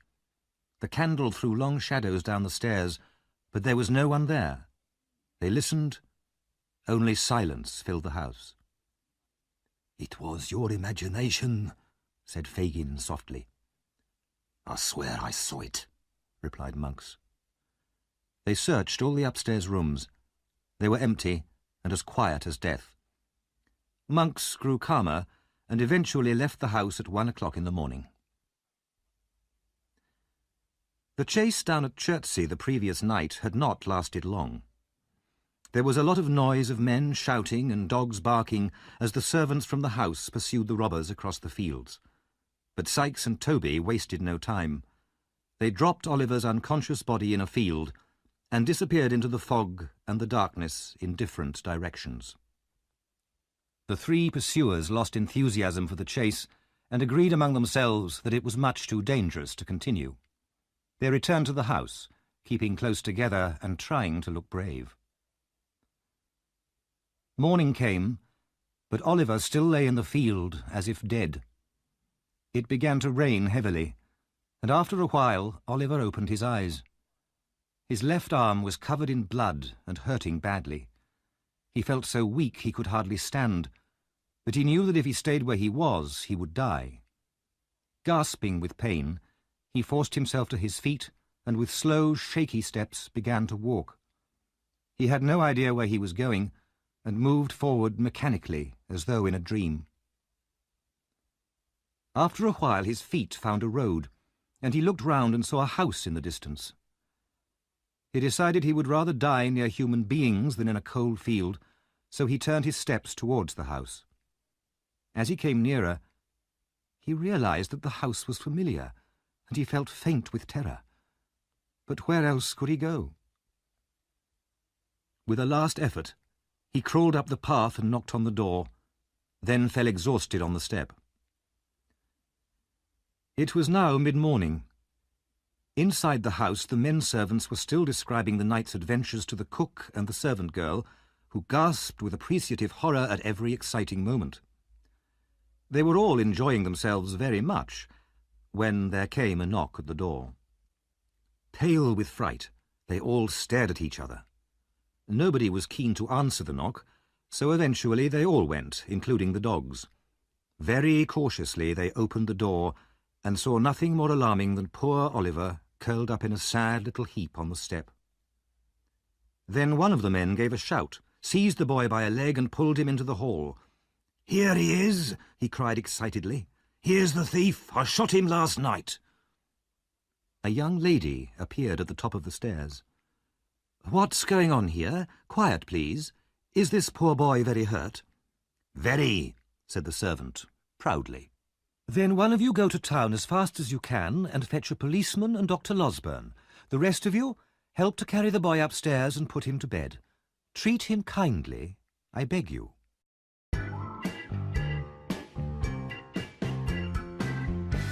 Chapter 9. Oliver starts another life. In a comfortable, pleasant sitting room, the two ladies of the house waited anxiously for the doctor and the police to arrive. The owner of the house, Mrs. Maylie, was an older woman, but her niece, Rose, was a girl of 17 whose quiet beauty and gentle charm won all hearts. As soon as the doctor arrived, he ran breathlessly into the house and burst into the room without knocking. He was clearly a good friend of the ladies. "I never heard of such a dreadful thing. You should both be dead of fright," he said to Mrs. Maylie. "In the silence of the night, too. Are you both all right? Why didn't you send for me at once?" "We are quite all right," said Rose, smiling. "But there's an injured boy upstairs whom Aunt wants you to see." Dr. Losberne went up to examine Oliver and was there for some time. He came down looking rather puzzled and asked the two ladies to see the boy with him. "I can promise you there's nothing very frightening about him," he said. Instead of the evil-looking robber they expected to see, the two ladies found only a pale, thin child lying peacefully asleep. He looked so innocent that Mrs. Maylie said, "This child could never have been in a gang of robbers." "It certainly seems strange," agreed the doctor, "but wickedness can hide behind the most gentle face, you know." "But he's so young, too," cried Rose. "Can you really believe this poor boy is a criminal? Oh, Dr. Losberne and my dear aunt, I beg you both to have pity on him." Mrs. Maylie did not need persuading, and the doctor could not resist Rose's tears. He had, in fact, an extremely kind heart, which he tried to hide behind a quick, fierce manner, though this usually deceived no one. "Well, what's to be done, then?" he said quickly. "We'll have the police here at any moment, ready to take the boy away and throw him into prison." Rose begged him to think of a plan, and the doctor thought hard for a few minutes, frowning fiercely. At last he said, "I've got it," and rubbed his hands together in satisfaction. A little later, Oliver woke up and was very anxious to tell his story, although he had lost a lot of blood and was very weak. When the doctor and the ladies had heard all about his sad life, they were quite sure that they wanted to save Oliver from any unfair punishment. So Dr. Losberne went down to the kitchen to talk to the 3 servants who had surprised Sikes and Oliver during the robbery. The doctor folded his arms and gave the men a long, hard stare. "Tell me," he began, "can you be absolutely sure that the boy upstairs is the same one that was in the house last night? Well?" The doctor, usually such a friendly man, seemed so angry that the servants stared at him open-mouthed.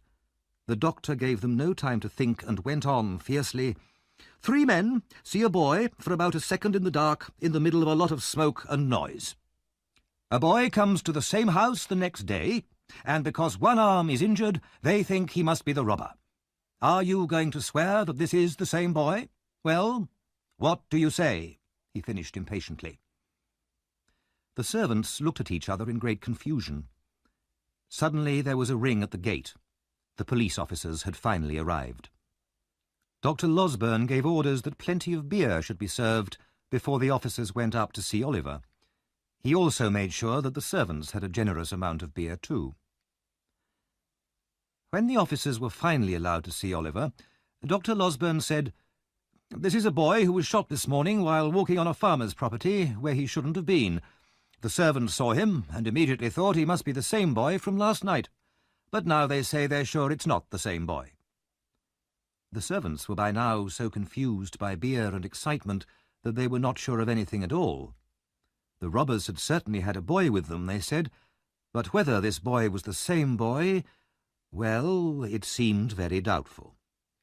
The police, too, had drunk quite a lot of beer by now, and before long they were very willing to believe that Oliver was not the robber of the night before. They had their own ideas about who committed all the robberies in the area, and Oliver was unknown to them. At last the police left, and Oliver was allowed to recover in the kind care of Mrs. Maylie, Rose, and Dr. Losberne.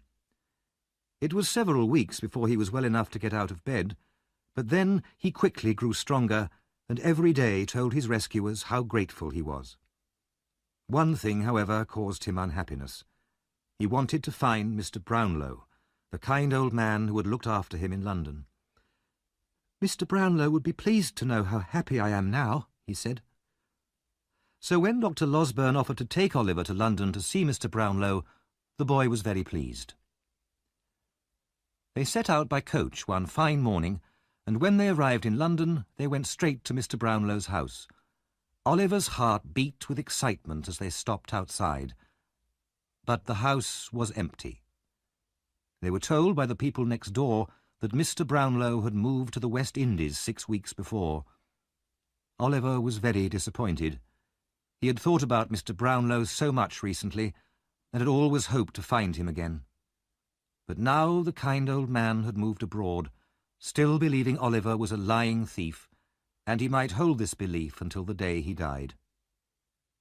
This was a bitter disappointment to Oliver, but his new friends were still as kind to him as ever.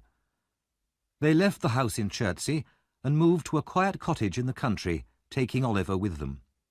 Spring came, and in the fresh air, away from the noise and smoke and trouble of the city, Oliver began a new life. He went for walks with Rose and Mrs. Maylie, or Rose read to him, and he worked hard at his lessons. He felt as if he had left behind forever the world of crime and hardship and poverty.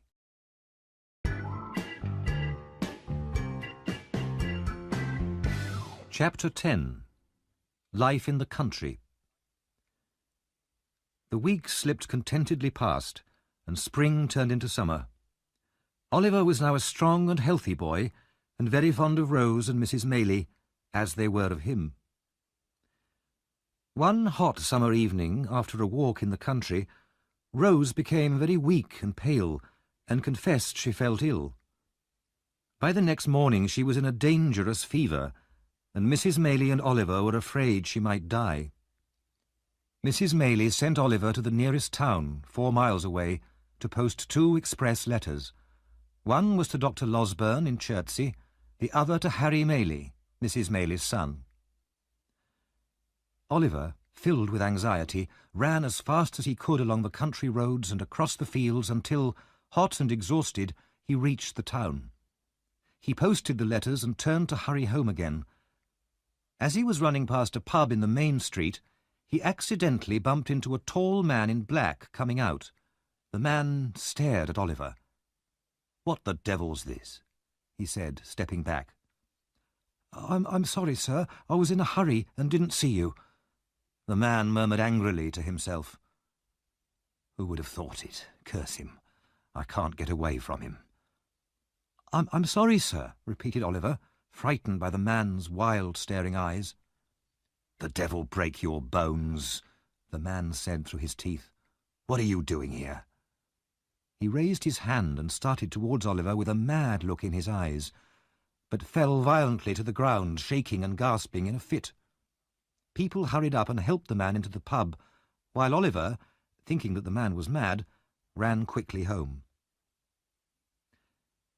Mrs. Maylie and Oliver passed a sleepless night, and Rose grew steadily worse as the fever burned in her. Oliver said every prayer he had ever learnt 10 times over. Late the next day, Dr. Losberne and Harry Maylie arrived, and the house was full of worried faces and anxious whispers. But the danger passed, and by the next night Dr. Losberne was able to announce that though seriously ill, Rose would not die. Oliver cried for joy. A day or 2 later, Mrs. Maylie talked privately to her son. Harry was a handsome young man of about 25, with a cheerful, honest face and friendly manners. He was clearly very fond of Rose. "I know that you want to marry Rose," Mrs. Maylie told her son, "and she is the nicest person I know. But I want you to remember one thing. Her birth." "Mother, that means nothing to me," said the young man. "I love her." "I know you do, Harry, but she herself is well aware of her doubtful birth, and this might affect her answer if you ask her to marry you. I know you have ambitions to enter politics. If you marry a woman with a stain on her name, even though it's not her fault, it might spoil your chances of success in life. Society is cruel, Harry. People might use the knowledge of your wife's doubtful birth against you, and against your children too, and one day you might begin to regret your marriage." "Only a selfish man would do that, Mother," Harry answered impatiently. "No, I am quite determined. I have loved Rose for a long time, and nothing will ever change that." Mrs. Maylie sighed. "And she, I know, is very fond of you. But she herself may try to protect you and refuse an offer of marriage from you for your sake. Remember that, Harry. But now I must go back and sit with her." "Will you tell her how much I've worried about her?" asked Harry. "And how anxious I am to see her again?" "Of course I will," replied Mrs. Maylie. Some days after this conversation, Oliver was sitting in the room where he studied in the evenings. It was a warm night, and he'd been studying hard for some hours. He fell asleep at his desk and started dreaming. He dreamt that he was in Fagin's house again, and could see the old man sitting in his corner whispering to another man. "Yes, my dear," he heard Fagin say. "You are right. That's him." In Oliver's dream, the other man answered, "Of course it is. I told you I'd seen him. I'd recognise him anywhere. If I walked across his unmarked grave, I'd know it was him buried under the ground." He said this with such hatred that Oliver woke up from fear. In front of him, at the open window, so near he could almost touch them, were Fagin and the strange wild man he had bumped into outside the pub in the town. In a flash, they were gone. Oliver sat still, white with terror, for a second, then shouted loudly for help. Harry and Dr. Losberne came running, and hearing what had happened, they rushed outside into the night and searched the garden and the fields around. There was no sign of anybody. "It must have been a bad dream, Oliver," said Harry, breathless after running through the fields. He had heard all about Oliver's past from his mother. "No," replied Oliver, still frightened. "I saw them both as plainly as I see you now." Nothing more was seen or heard of the two men, and after a few days the event was forgotten. Rose recovered rapidly and was soon able to go outside again. Harry Maylie waited a few days, then, as his mother had expected, he asked Rose to marry him, and as his mother had warned him, Rose refused. "Don't you love me?" he asked her, holding her hand. "I do," she whispered. "But please try to forget me. It would ruin your future as a politician if anybody found out about my birth. I could never forgive myself." Harry paused for a few minutes. "Tell me one thing, dear Rose. Could you have accepted if your past had been different? Or if I'd been poor and friendless with no hope of riches or success?" "I could," answered Rose, covering her face to hide her tears. "But as you are, I can never be more than a friend to you." "I shall ask you once more," said Harry softly. "In a year's time, or less, I shall ask you to change your mind." The girl shook her head and smiled sadly. "No, it will be useless." Harry left the next day, having asked Oliver to write to him secretly with news of his mother and Rose. From an upstairs window, Rose watched him leave with tears in her eyes. Mr. Bumble was now a married man, and not a happy one. He was no longer a beadle, but the manager of the workhouse, and his wife, formerly Mrs. Corney, scolded and argued with him day and night. One evening, after a particularly violent fight, when she threw things at him and chased him out of the house, he went for a walk alone through the town. He felt very sorry for himself, and finally went into a pub to find comfort in gin and water. A tall, dark man, sitting in the corner, watched Mr. Bumble while he drank. The stranger's clothes were dusty and muddy, as if he had travelled a long way. Mr. Bumble began to feel uncomfortable at the man's hard stare, and tried to avoid meeting his eyes. "I've seen you before," the stranger said eventually. "You were the beadle here." "I was, but I don't recognise you." "It doesn't matter. I came here to look for you, and I'm lucky to have found you. I'd like some information." He pushed a couple of coins across the table. "What information?" asked Mr. Bumble suspiciously, slipping the coins into his pocket. "About a workhouse birth. A boy called Oliver Twist." "Young Twist. I remember him. He was a dreadful—" "It's not him I want to talk about," interrupted the stranger. "I've heard enough of him. It's the old woman who was the nurse for his mother. Where is she?" "Oh, she died last winter," said Mr. Bumble. Then he remembered that his wife had been there when old Sally had died, and he realised that this information might be worth something.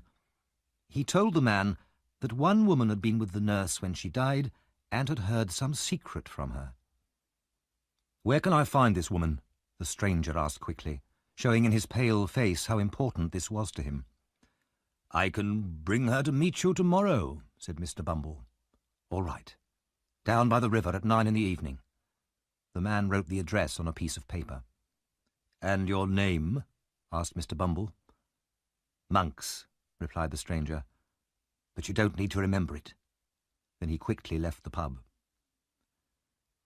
The next evening was dark and cloudy.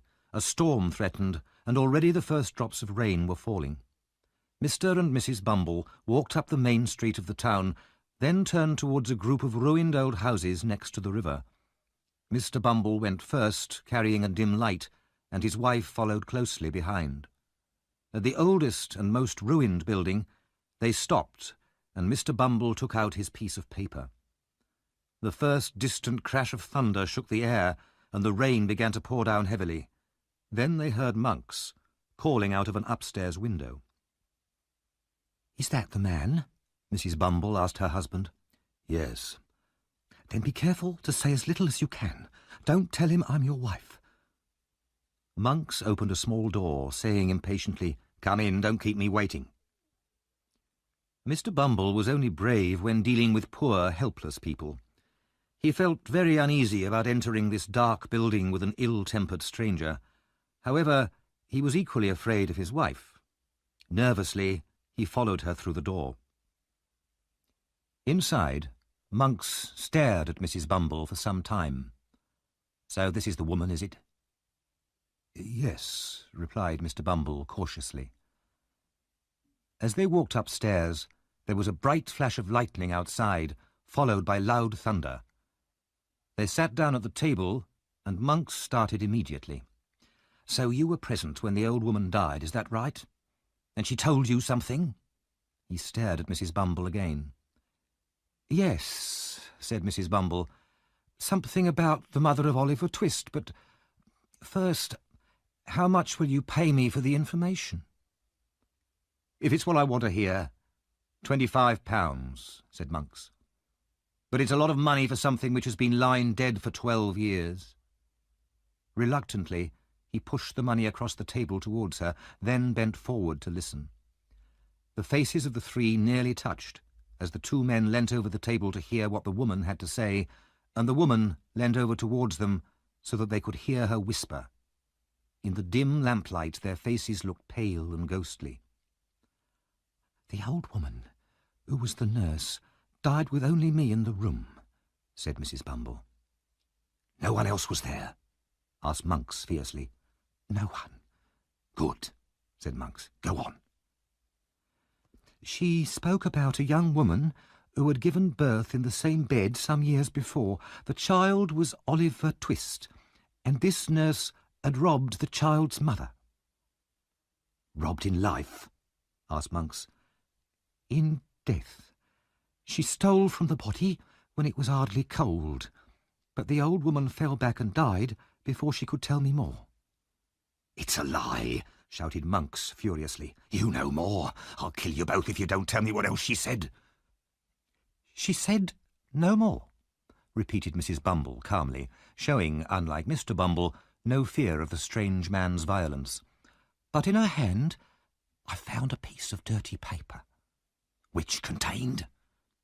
"Nothing. It was only a receipt from a pawnbroker. I went to the pawnbroker and got back a little gold locket.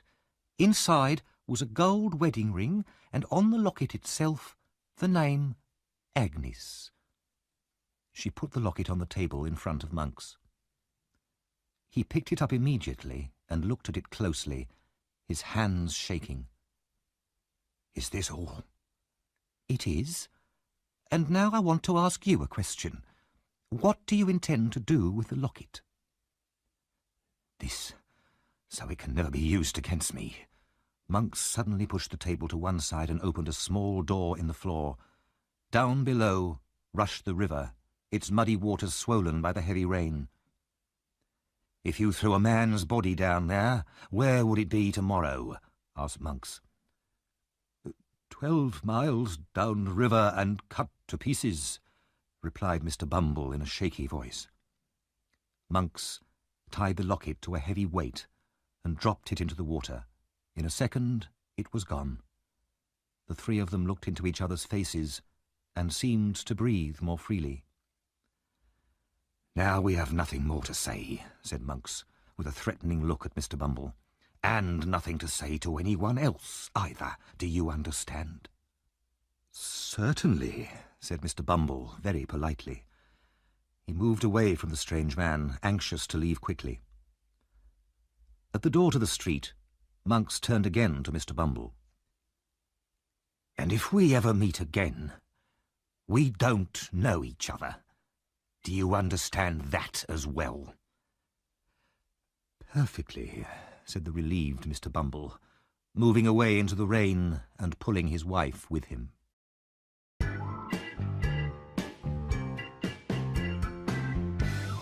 Chapter 11. Nancy Makes a Visit. On the evening after the Bumbles' little business meeting, Mr. Bill Sykes, waking from a sleep, called out to ask the time. The room he was lying in was very small and dirty. It was a different room from the one he had occupied before the Chertsey expedition, but it was in the same poor part of London. There were so few possessions or comforts in the room that it was clear Mr. Sykes had met hard times. He himself was thin and pale from illness, and was lying on the bed, wrapped in an old coat. The white dog lay on the floor next to him. Seated by the window was Nancy, repairing Sykes' old jacket. She too was thin and pale. At Sykes' voice, she raised her head from her work. "Not long past 7, she said. "How do you feel now, Bill?" "As weak as water. Help me get up, will you?" As Nancy helped him out of bed, Sykes swore and cursed at her clumsiness. Illness had not improved his temper. "You wouldn't speak like that if you knew how kindly I'd nursed you these last few days," said Nancy. "So many nights I've looked after you." She sat down in a chair, exhausted. "Get up," shouted Sykes. "What's wrong with you?" But Nancy was unable to get up. Her head fell back against the chair and she fainted.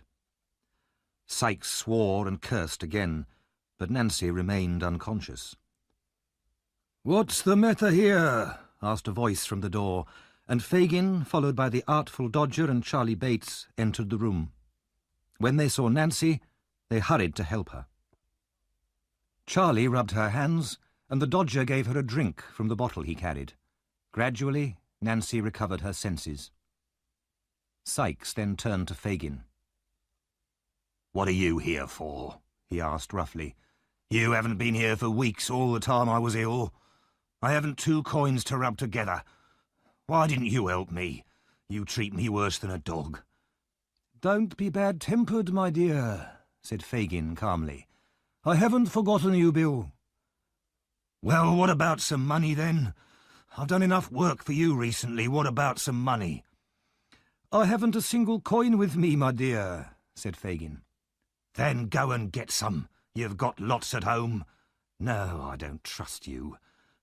Nancy can go back with you to your house and fetch some money. I'll stay here and sleep." After a good deal of arguing, Fagin managed to reduce the amount Sykes was demanding from £5 to £3. He went back to his house with Nancy and the boys. When they were inside, Fagin told the girl, "I'll just go upstairs and fetch the cash for Bill, my dear. There's little money in this business, Nancy, little money and no thanks, but I'm fond of seeing the young people around me." Suddenly there was a man's voice at the front door. As soon as Nancy heard it, she sat up in her chair. "That's the man I was expecting earlier," said Fagin. "Don't worry, he'll only be 10 minutes. The man entered the room. It was Monks. When he saw Nancy, he moved back, as if he had expected no one but Fagin. "It's all right, only one of my young people," Fagin said to him. "Did you see him?" "Yes," answered Monks. "Any news?"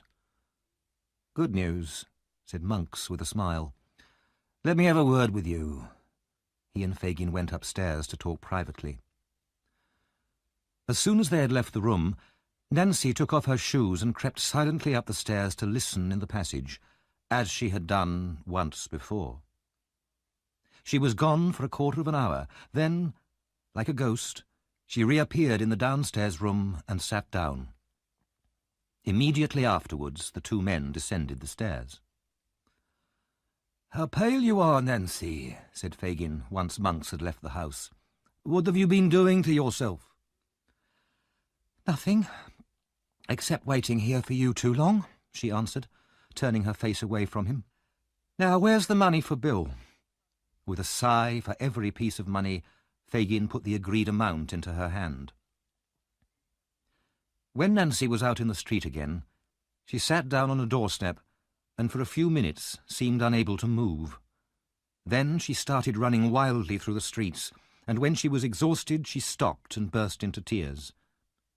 This strange mood seemed to leave her then, and she turned and hurried back to Sykes' house. At first, when she returned, Sykes noticed nothing unusual about her. Fagin, with his sharp, suspicious eyes, would have noticed something at once. But as night came, the girl's nervous excitement increased, and even Sykes was alarmed by the paleness in her cheeks and the fire in her eye. He lay in bed, drinking hot gin and water and staring at her. "You look like a corpse that's come back to life again. What's the matter with you tonight?" "Nothing. Why are you staring at me so hard?" "Either you've caught the fever yourself or... No, you're not going to... You wouldn't do that." "Do what?" asked the girl. "There's not a girl alive as loyal as you. If you weren't, I'd have cut your throat months ago. No, you must have the fever coming on, that's it. Now, give me some of my medicine." Nancy quickly poured out his medicine with her back to him. He took it, and after turning restlessly for some time, he eventually fell into a deep, heavy sleep. "The drug's taken effect at last," Nancy said to herself as she rose from her position beside the bed. "I hope I'm not too late." Quickly, she put on her coat and hat, looking round fearfully as if she expected at any moment to feel Sykes' heavy hand on her shoulder. She kissed the robber's lips softly, then ran from the house without a sound. She hurried in the direction of West London, pushing past people on the pavement and running across crowded streets without looking. "The woman is mad," said the people, turning to look at her as she rushed past them. She came to a wealthier part of the town, where the streets were quieter, and before long she had reached her destination. It was a family hotel in a quiet street near Hyde Park. The clock struck 11 as she entered. The man at the desk looked at her and asked, "What do you want here?" "I want to see Miss Maylie." The man looked at the young woman with strong disapproval. "She won't want to see someone like you. Come on, get out." "Let me see her, or two of you will have to throw me out," said Nancy violently. The man looked at her again, and decided it would be easier to do as she asked. He led her upstairs to Rose's room. Nancy entered with a brave face, but with fear in her heart. "Please sit down and tell me why you wish to see me," said Rose Maylie, looking with some surprise at this poor, rough girl from the streets. Rose's manner was so kind and sincere, and so unexpected, that Nancy burst into tears. When she had recovered a little, she asked, "Is the door shut?" "Yes," answered Rose a little nervously. "But why?" "Because I am about to put my life and the lives of others in your hands. I am the girl that kidnapped little Oliver and took him back to old Fagin's house on the night Oliver was going to the bookseller." "You?" said Rose. "Yes, it was me. I am that wicked creature you have heard about. I've no friends except thieves and robbers. I've lived on the street since I was a child, cold, hungry, among people who are always drunk and fighting, and that's where I'll die too." "I pity you," said Rose in a broken voice. "But I'll tell you why I'm here. Do you know a man called Monks?" "No," answered Rose. "He knows you. I heard him tell Fagin that you were at this hotel. Maybe he's changed his name. Soon after Oliver was put into your house on the night of the robbery, I listened in secret to a conversation between Monks and Fagin in the dark. And I heard Monks say that he'd seen Oliver in the street, and that he knew at once Oliver was the child he was looking for, although I couldn't hear why. Monks then agreed to pay Fagin some money if he could find Oliver again, and more money if he could turn the poor boy into a thief." "Why?" asked Rose. "He saw my shadow on the wall as I listened, and I had to escape. I didn't see him again until last night." "And what happened then?" "I listened at the door again, and I heard Monks say this. So the only proof of the boy's identity is at the bottom of the river, and the old woman who received it is dead. He and Fagin laughed. Then Monk said that he had all Oliver's money safely now, but how funny it would be if the boy went to prison for stealing after his father's unfair will. "What is all this?" asked Rose. "It's the truth, lady. Then Monk said he couldn't have Oliver killed because suspicion would point to himself, but he'd try for the rest of his life to harm the boy if he could. Then Monk's laughed again about the money Oliver should have got from his father's will. My young brother, Oliver, will never see that money, he said." "His brother?" exclaimed Rose. "Those were his words," said Nancy, looking round uneasily, as if she still expected to see Sikes. "And then he talked about how amazed you would be if you knew who Oliver really was." "And this man was serious?" "His voice was full of anger and hatred. I know many people who do worse things, but I'd rather listen to all of them than to this man Monk's. But I must get back now, or people will wonder where I've been." "Back? "How can you go back to such a life?" asked Rose. "You've told me all this. Now I can help you by letting you stay somewhere safe." "No. Perhaps it's hard for you to believe, but there's one man, the most dangerous of them all, that I can never leave. You're the first person who's ever spoken to me so kindly, but it's too late." "It's never too late." "It is," cried the girl. "I can't leave him now. And if I tell anyone about this man, he'll die." "But how can I find you again when we want to investigate this mystery further?" "I'll meet you secretly, if you promise not to watch or follow me," said Nancy. "And if you promise just one more thing, not to do anything to hurt the man I can never leave." "I promise." "Every Sunday night, between 11 and 12, I will walk on London Bridge if I am alive. Meet me there if you want more information." As Nancy said these words, she left the room and ran down the stairs and out into the street once more. Rose was left alone, her thoughts in great confusion, as she wondered desperately what to do and who to ask for advice. The next morning, Oliver, who had been out walking, ran into Rosie's room at the hotel. He was breathless with excitement. "I can't believe what I've seen. Now you'll all know that I've told you the truth," he shouted. "I know you've always told us the truth, but what are you talking about?" asked Rose. "I've seen Mr. Brownlow, the kind man who was so good to me." "Where?" "Going into a house," said Oliver, crying with joy. "I've got the address here." "Quick," said Rose, "call a coach. I'll take you there immediately." The idea came to Rose that perhaps Mr. Brownlow would advise her. She had been afraid to tell Nancy's story to Dr. Losberne, since the good doctor was very excitable and often acted with more enthusiasm than wisdom. In less than 5 minutes they were in the coach on their way to the address. Rose went in first to talk to Mr. Brownlow alone. She was taken into his study, and polite greetings were exchanged. When they were seated again, Rose said, "This will surprise you very much, but you were once very kind to a dear friend of mine, and I'm sure you will be interested to hear news of him." "Really? May I ask you his name?" "Oliver Twist." Mr. Brownlow said nothing for a few seconds, but simply stared at Rose. Finally he moved his chair nearer to her and said with great feeling, "I once thought that he was a liar and a thief. If you have evidence to show me I was wrong, please tell me at once." "I know him to be a child with a warm heart," said Rose, "and despite the hardships of his life, he's a better person than almost anyone I know."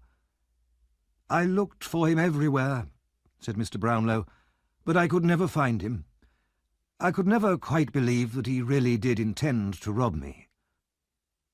Rose told him everything that had happened to Oliver since then. She finished by saying, "And his only sorrow for some months has been that he could not find you, his former friend." "Thank God," said Mr. Brownlow. "This is great happiness to me.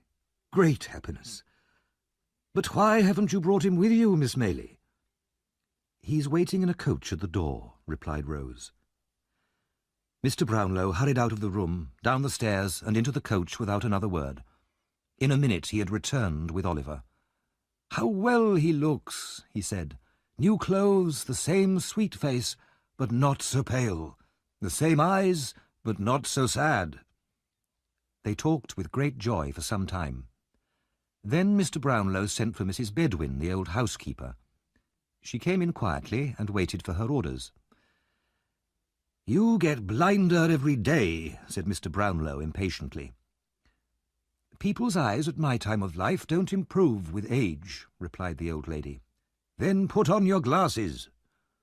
As she searched for them in her pocket, Oliver could not wait any longer and ran into her arms. "Dear God," she said, "it's my innocent boy." "My dear old nurse," cried Oliver. "I knew he would come back," said the old lady, holding him in her arms. "How well he's dressed, how well he looks again." She laughed and cried at the same time, and could not let Oliver go. While Oliver talked to Mrs. Bedwin, Rose asked Mr. Brownlow if she could speak to him privately. He led her into another room, and there listened, with a good deal of amazement, to Rose's account of her extraordinary conversation with Nancy. Between them, they decided that Mrs. Maylie and Dr. Losberne should be told, and that Mr. Brownlow would come to the hotel that evening for a discussion. For the moment, nothing would be said to Oliver himself. That evening at the hotel, Oliver's 4 friends met as arranged. Dr. Losberne, of course, was full of immediate plans to rush round London, arresting all the gang and hanging them at once. Mr. Brownlow, fortunately, was able to persuade him to abandon this wild idea.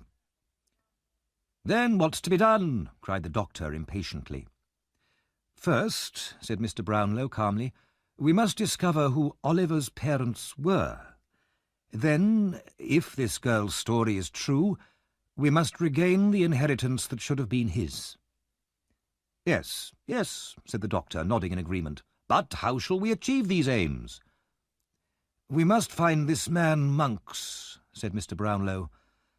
"Nancy will not betray the man who is special to her, but she will surely agree to tell us how or where to find Monks. Then we must find a way to force Monks to talk.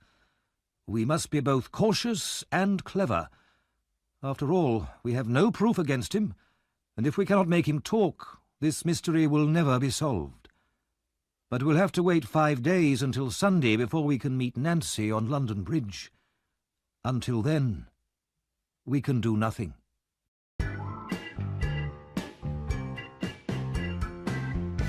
Chapter 12. Nancy Keeps an Appointment. On exactly the same night as Nancy had met Rose Maylie, 2 people from Oliver's hometown were making their way towards London. Their progress was slow, since they travelled on foot, and in addition the girl was carrying a heavy bag on her back. The young man carried nothing. From time to time he turned to shout at the girl behind him. "Hurry up! What a lazy creature you are, Charlotte! I'll come and give you a kick if you don't move faster." The young man was Noah Claypole, who had made Oliver's life so miserable at Mr. Sowerberry's house. He was now taller and uglier, but otherwise little changed. He and Charlotte had grown tired of the undertaking business, and had set off to London to start a new life, with all the money from Mr. Sowerberry's shop in their pockets. Eventually they entered London, and Noah began to look for a quiet, cheap pub where they could spend the night. Charlotte followed obediently at his heels as they walked through a district of narrow, dirty streets. At last Noah found a pub that he thought was suitable. It was dark and dirty, with a few rough-looking men in the bar. They entered and asked for a room for the night and a meal of cold meat and beer, which they ate in the bar. The beer made Noah talkative, and he began to boast. So it's no more coffins for us, my girl. We can do better than just robbing Mr. Sowerberry. In London, there are pockets, houses, coaches, even banks. I like the sound of it, Noah, but how are we going to do all this? Asked Charlotte. We can meet people who know about these things. I'd like to be the leader of some gang if there's a good profit to be made in that kind of work. Noah felt very pleased with himself and looked forward to an easy life of crime in the capital. They talked about their plans for a few minutes. Then a stranger, who had been sitting unseen round the corner, came up to them. The stranger was Fagin. He greeted them in a very friendly and cheerful way, sat down with them, and immediately ordered more beer for Noah. "That's good beer," said Noah, already a little drunk. He thanked the stranger for the drink. "Expensive too," said Fagin. "If you drink that every day, my dear, you'll need to empty pockets, houses, coaches, even banks." When he heard his own words repeated, Noah went pale with terror. The stranger must have heard everything, even how they had robbed Mr. Sowerberry. "Don't worry," laughed Fagin, pulling his chair closer. "You're lucky it was only me who heard you." "I didn't take it," said Noah quickly. "It was the woman who did it." "It doesn't matter who did it, my dear," replied Fagin, looking quickly at Charlotte, "because I'm in that business myself, and the people in my house as well.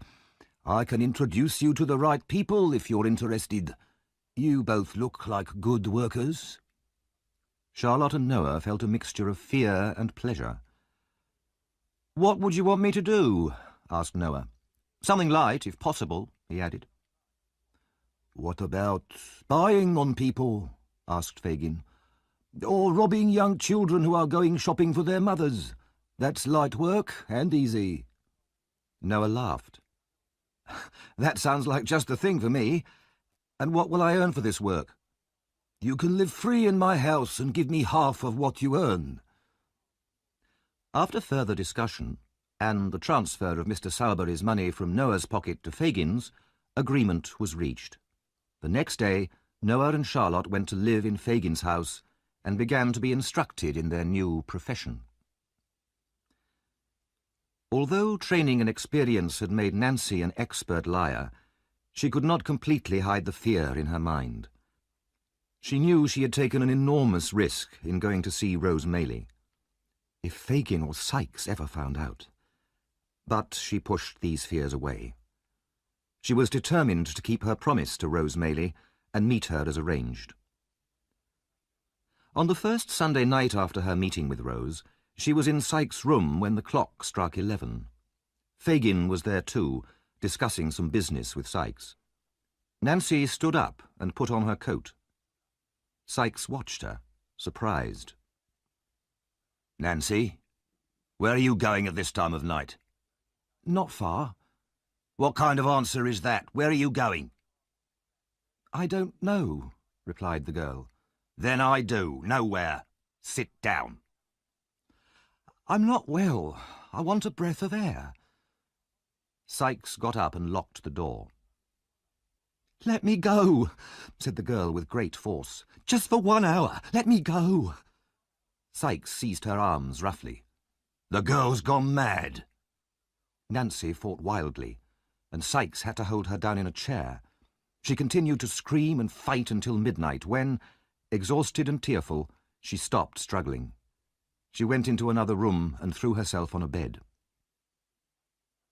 "She's a strange girl," Sykes said to Fagin, shaking his head. "Why did she suddenly decide to go out tonight? I thought that after all these years I'd finally tamed her. She must be ill. Perhaps she's still got a bit of fever." "That must be it," said Fagin, nodding thoughtfully. As he walked home, Fagin's eyes were sharp with suspicion. He had suspected for a while that Nancy had become tired of Bill Sykes' brutality and violence, and that she had found a new friend to take his place. Her manner was different. She often left home alone, and she seemed less interested in the gang. And tonight, Her desperate impatience to go out at a particular hour. He was certain he was right. He began to make plans. First, he wanted to know who Nancy's new friend was. He could make him a valuable new member of the gang, with Nancy as his assistant. But there was another, darker reason. Fagin, too, had become tired of Sykes. Sykes knew too much, too many dangerous secrets about Fagin himself. Fagin distrusted everybody, but he hated and distrusted Sykes most of all. It would be very convenient if Sykes could be removed. With a little persuasion, Fagin thought, perhaps the girl would poison Sykes. Suddenly his eyes narrowed in delight. Yes, first I must have her watched and find out who her new man is. Then I shall threaten to tell Sykes everything. She knows that neither she nor her new man will ever be safe from Sykes' violent jealousy. She will have no choice except to do as I ask her. And then, once the murder is done, she will be in my power forever. Early next morning, Fagin called the newest member of his gang. Noah was doing very well. He had already brought home quite a lot of money. He had found that robbing small children was indeed light, easy work, and he was proud of his success. I have another job for you now, Fagin told him. It needs great care and secrecy. I want you to follow a woman. I want to know where she goes, who she sees, and, if possible, what she says. I will pay you £1 for this information. Noah's eyes were wide with greed. I'm the right man for this job. Who is she? One of us. What? You don't trust her, then? Exactly so, my dear. Exactly so, smiled Fagin.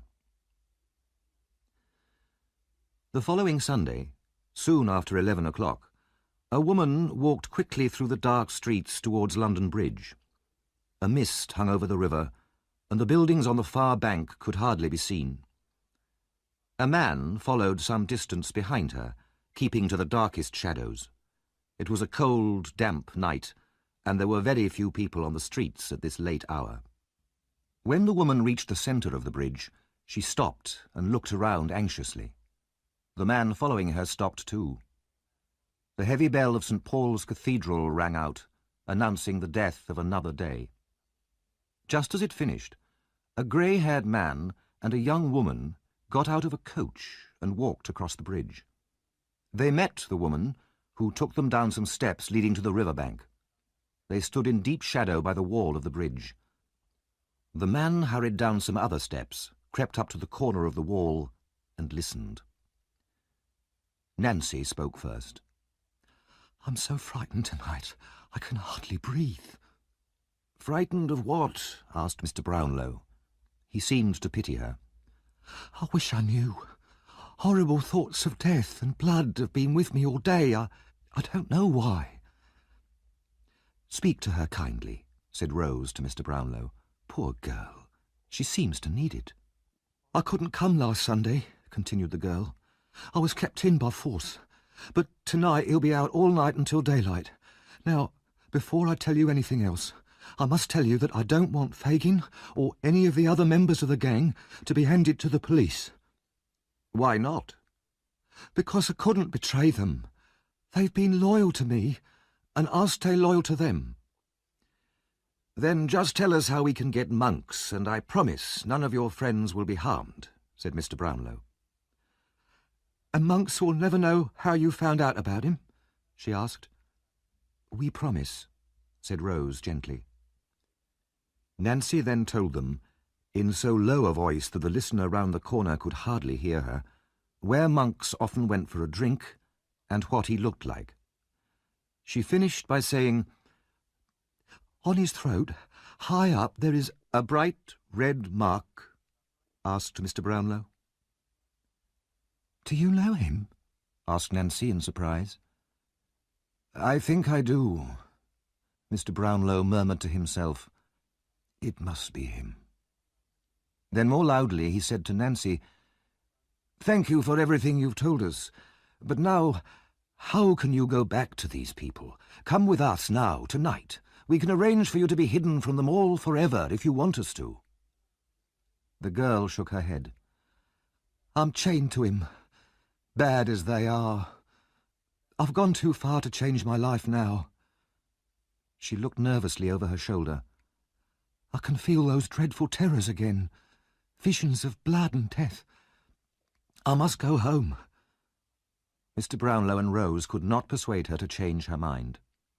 Sadly, they turned to leave, and when they had gone, Nancy fell to the ground in a storm of tears.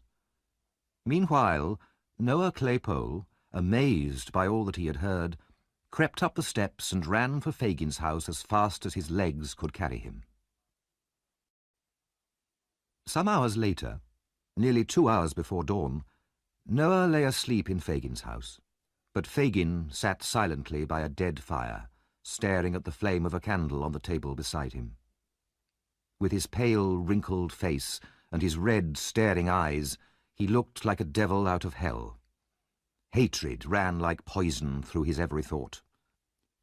Hatred for the girl who had dared to talk to strangers, who had ruined his plan to get rid of Sikes.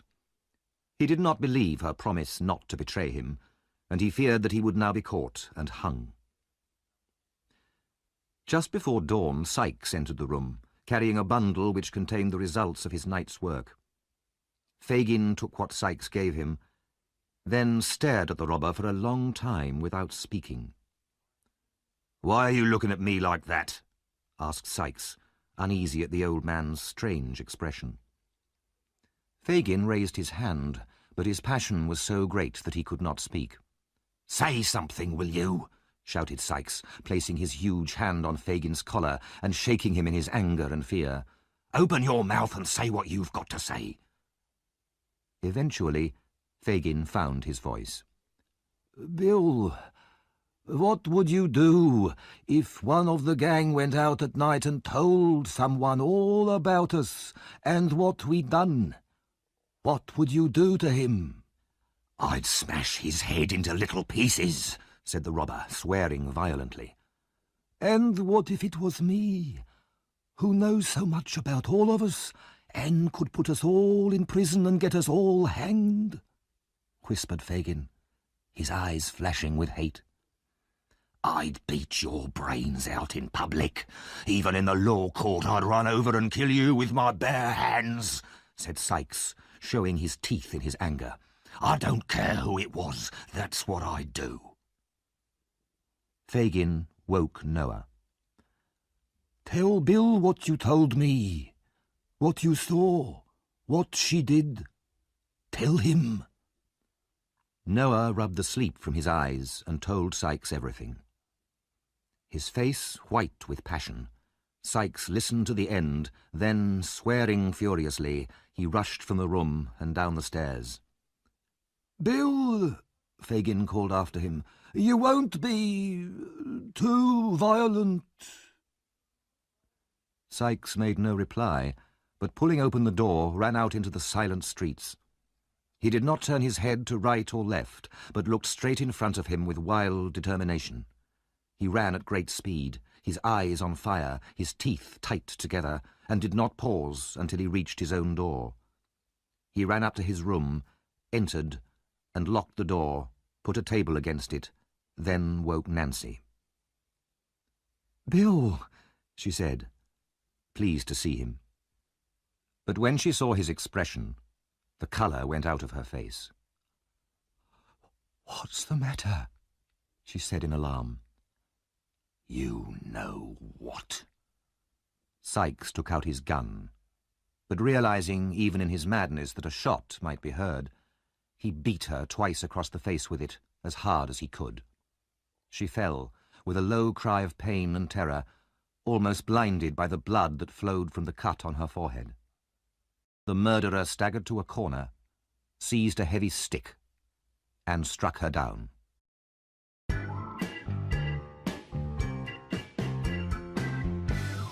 Chapter 13. The End of the Gang. The sun burst upon the crowded city in all its brightness.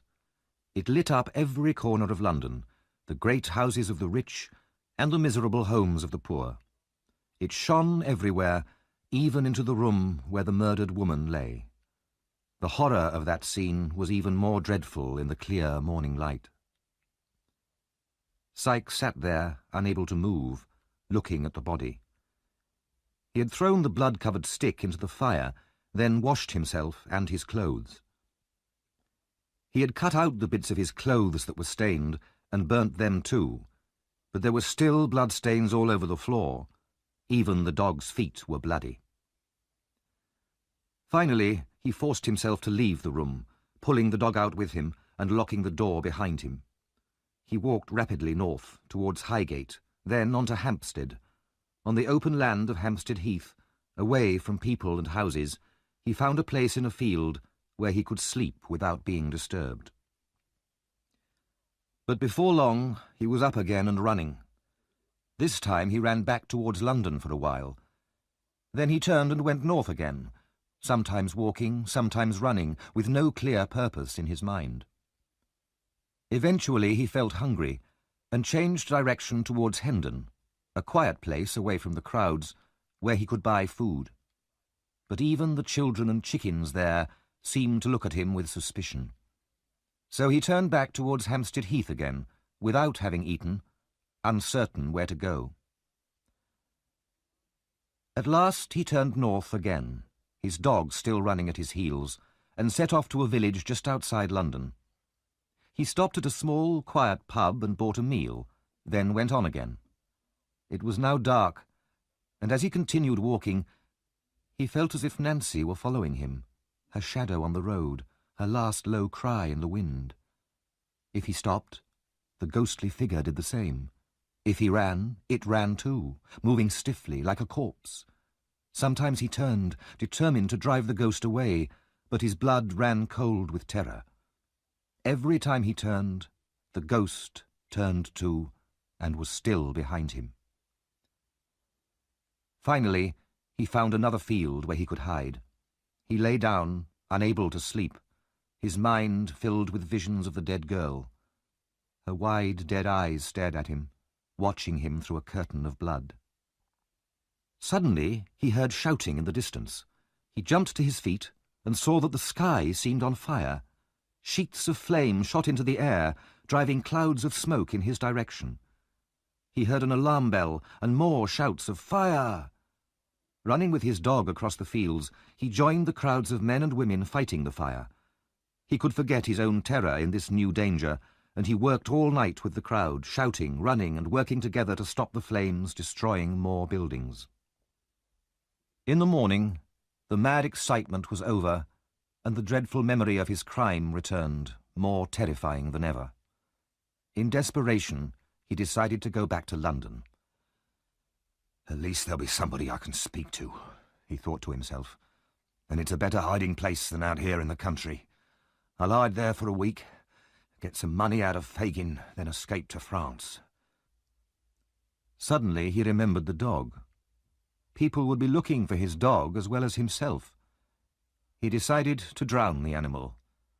But the dog smelt the man's fear and turned and ran away from him faster than it had ever run in its life. "You have a choice, Mr. Monks," said Mr. Brownlow. "You have been kidnapped and brought here to my house. You can either tell me what I want to know, or I'll have you arrested, instantly, for fraud and robbery. It's your choice, and you must decide now, at once." Monks hesitated and looked at the old man, but Mr. Brownlow's expression was so serious and determined that the younger man realized it was pointless to protest. "I didn't expect this treatment from my father's oldest friend," said Monks angrily, sitting down with a frown on his face. "Yes, I was your father's oldest friend," said Mr. Brownlow. "And I know all about you, how your father, while still a boy, was forced by his family into an unhappy marriage with an older woman, and how you were the result of that marriage. I also know that your parents separated, hating each other by the end. Well, what's so important about that?"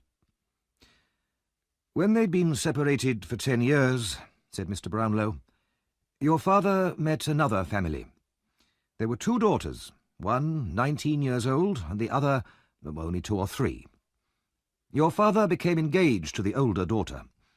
At this point, one of his rich relations died and left him a lot of money in his will. Your father had to travel to Italy to receive his inheritance, and while there, he became ill and died. Your mother, who was living with you in Paris, immediately rushed to Italy when she heard the news. As your father had made no will of his own, all the relations' money came to you and her. Monks listened with close attention, biting his lip and staring at the floor. Before your father went to receive that money, he came to see me, continued Mr. Brownlow slowly, his eyes fixed on Monk's face. I never heard that before, said Monks, looking up suddenly, a suspicious expression on his face. He left me a picture of the poor girl he wanted to marry. He talked wildly about shame and guilt, and how he would give part of the money he'd inherited to his wife and to you, and use the rest to escape from England with the girl he loved. He refused to tell me any more details. Monks breathed more easily, and even smiled. But, said Mr. Brownlow, pulling his chair nearer to the other man, by chance I was able to rescue your brother Oliver from a life of misery and— What? Cried Monks. Mr. Brownlow continued without a pause, and when he was recovering from his sickness here in my house, I noticed how similar he looked to the girl's face in the picture. But he was taken away before I could discover his history, as you know very well. You can't prove anything, said Monks. I can. I heard that you were in the West Indies. I went there to try and find you, to see if you knew anything about Oliver, but you'd already left. I returned to London, and was unable to find you until 2 hours ago. And now what? You can't prove that Oliver's my brother. Monks smiled unpleasantly.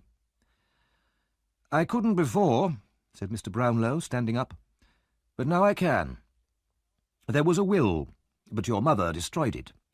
This will mentioned a child that would be born later. This was Oliver, the child you met later by accident. You noticed his resemblance to your father, and you became suspicious. You then went back to his birthplace, found proof of his birth and the fact that he's your half-brother, and destroyed that proof. Monks sat in silence, his eyes filled with fear. Yes, continued Mr. Brownlow fiercely, shadows on the wall have caught your whispers with Fagin and brought them to my ear. For the sake of that innocent child whom you wanted to destroy. And now murder has been done, and you are as guilty of that as if you had struck the blow yourself. No, no, said Monks quickly. I knew nothing of that, nothing at all. He was silent for a while, realizing how much was known about him. Hatred and fear fought inside him, but he was a coward at heart. At last, seeing no escape, he raised his head. I will admit everything in front of witnesses if necessary. Mr. Brownlow nodded coldly. I will prepare a document for you to sign. You must give Oliver what is really his, and then you can go where you please. At that moment, Dr. Losberne rushed into the room. The murderer will be taken tonight. His dog's been found. And Fagin? Asked Mr. Brownlow. They're sure of him. They may have him already. Mr. Brownlow turned back to Monks. Have you made up your mind? Yes, replied Monks. And you promise it'll remain a secret? No police or charges of fraud against me? Yes, said Mr. Brownlow. You have my promise. For now you must remain here, locked in this room. I will come for you tomorrow evening and take you to sign a confession in front of witnesses. Mr. Brownlow then left the room with the doctor, and they eagerly discussed the news of the hunt for the criminals. My blood boils with anger, said Mr. Brownlow. This poor murdered girl must be revenged. You stay here and guard Monks. I'll go out and get the latest news. The two men parted, each in a fever of excitement. Down by the River Thames was a district called Rotherhithe, one of the dirtiest and roughest places in London.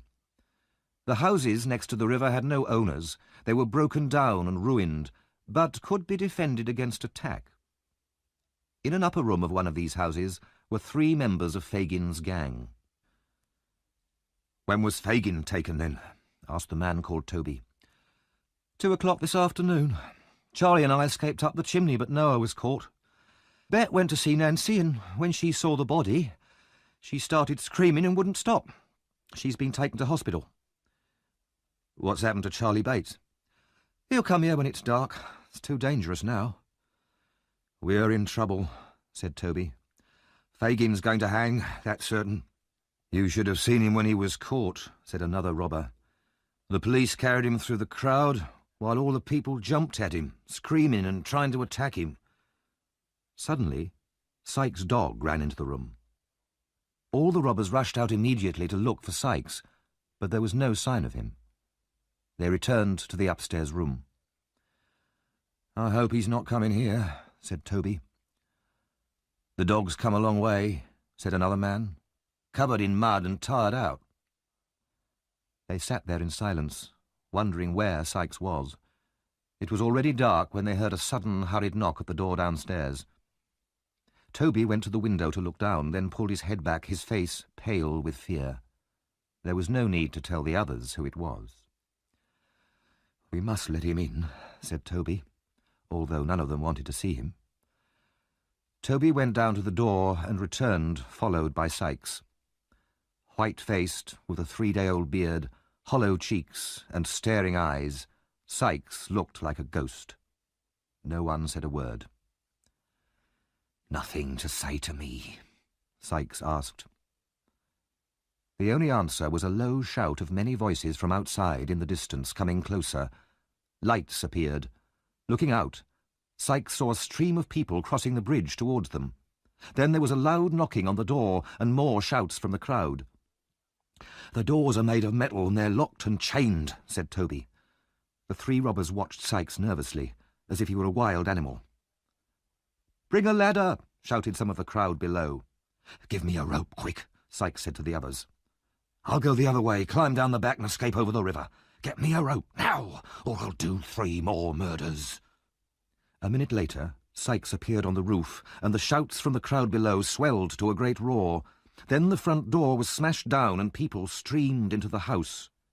Sykes quickly tied the rope around the chimney, then began to tie the other end around himself, ready to lower himself to the ground behind the house. But just as he put the rope over his head, he screamed in terror and threw his arms above his head. He staggered back, slipped, and fell over the edge of the roof. As he fell, the rope tightened around his neck with a horrible jerk. In a second, the murderer was dead, and there he hung, his body swinging gently from side to side. The dog, which had followed its master onto the roof, jumped down towards the lifeless body, missed, and fell dead on the stones below.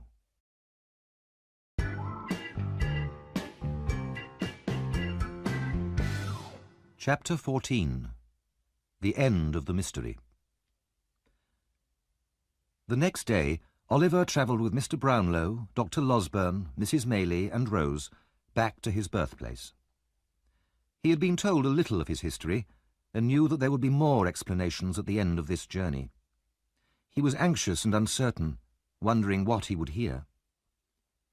But towards the end of the journey, he began to recognize familiar places, and in great excitement pointed them out to Rose. There was the path he had taken when he had run away. There, across the fields, was the baby farm. Then, as they drove into the town, he saw the house of Mr. Sowerberry the undertaker, and the workhouse that had been his prison. They stopped at the biggest hotel in the town, and went into their rooms. During dinner, Mr. Brownlow stayed in a separate room, and the older members of the group went in and out with serious faces. Mrs. Maylie came back with her eyes red from crying. All this made Rose and Oliver, who had not been told any new secrets, very nervous and uncomfortable. At 9 o'clock, Dr. Losberne and Mr. Brownlow brought Monks into the room. Oliver was very surprised. This was the same man he had bumped into once outside a pub and seen another time with Fagin, looking in at him through the window of the country cottage. Oliver was told that Monks was his half-brother, and the boy stared at him in shock and amazement. Monks looked back at him with hatred. "We have the whole story here in these papers," said Mr. Brownlow, putting them on the table. "All we need now is for you to sign them, Monks, and to tell Oliver what happened." Monks started hesitantly. "My father had arrived in Italy to collect the money he had inherited when suddenly he fell ill. When he died, we found 2 papers in his desk. One was a letter to his girl. The other was a will." "What was the letter?" asked Mr. Brownlow. "It was written when he was ill, telling the girl how ashamed he was that she was pregnant. He asked her not to remember him as a bad man, but as someone who had made a mistake. He reminded her of the day he'd given her the locket and ring." Oliver's tears fell fast as he listened to the story of his father. "And what about the will?" asked Mr. Brownlow. Monks was silent. "The will," continued Mr. Brownlow, speaking for him, "was in the same spirit as the letter. He talked of the misery of his marriage to his wife and the evil character of you, Monks, his only son, who had been brought up by your mother to hate him. He left you and your mother an annual income of £800.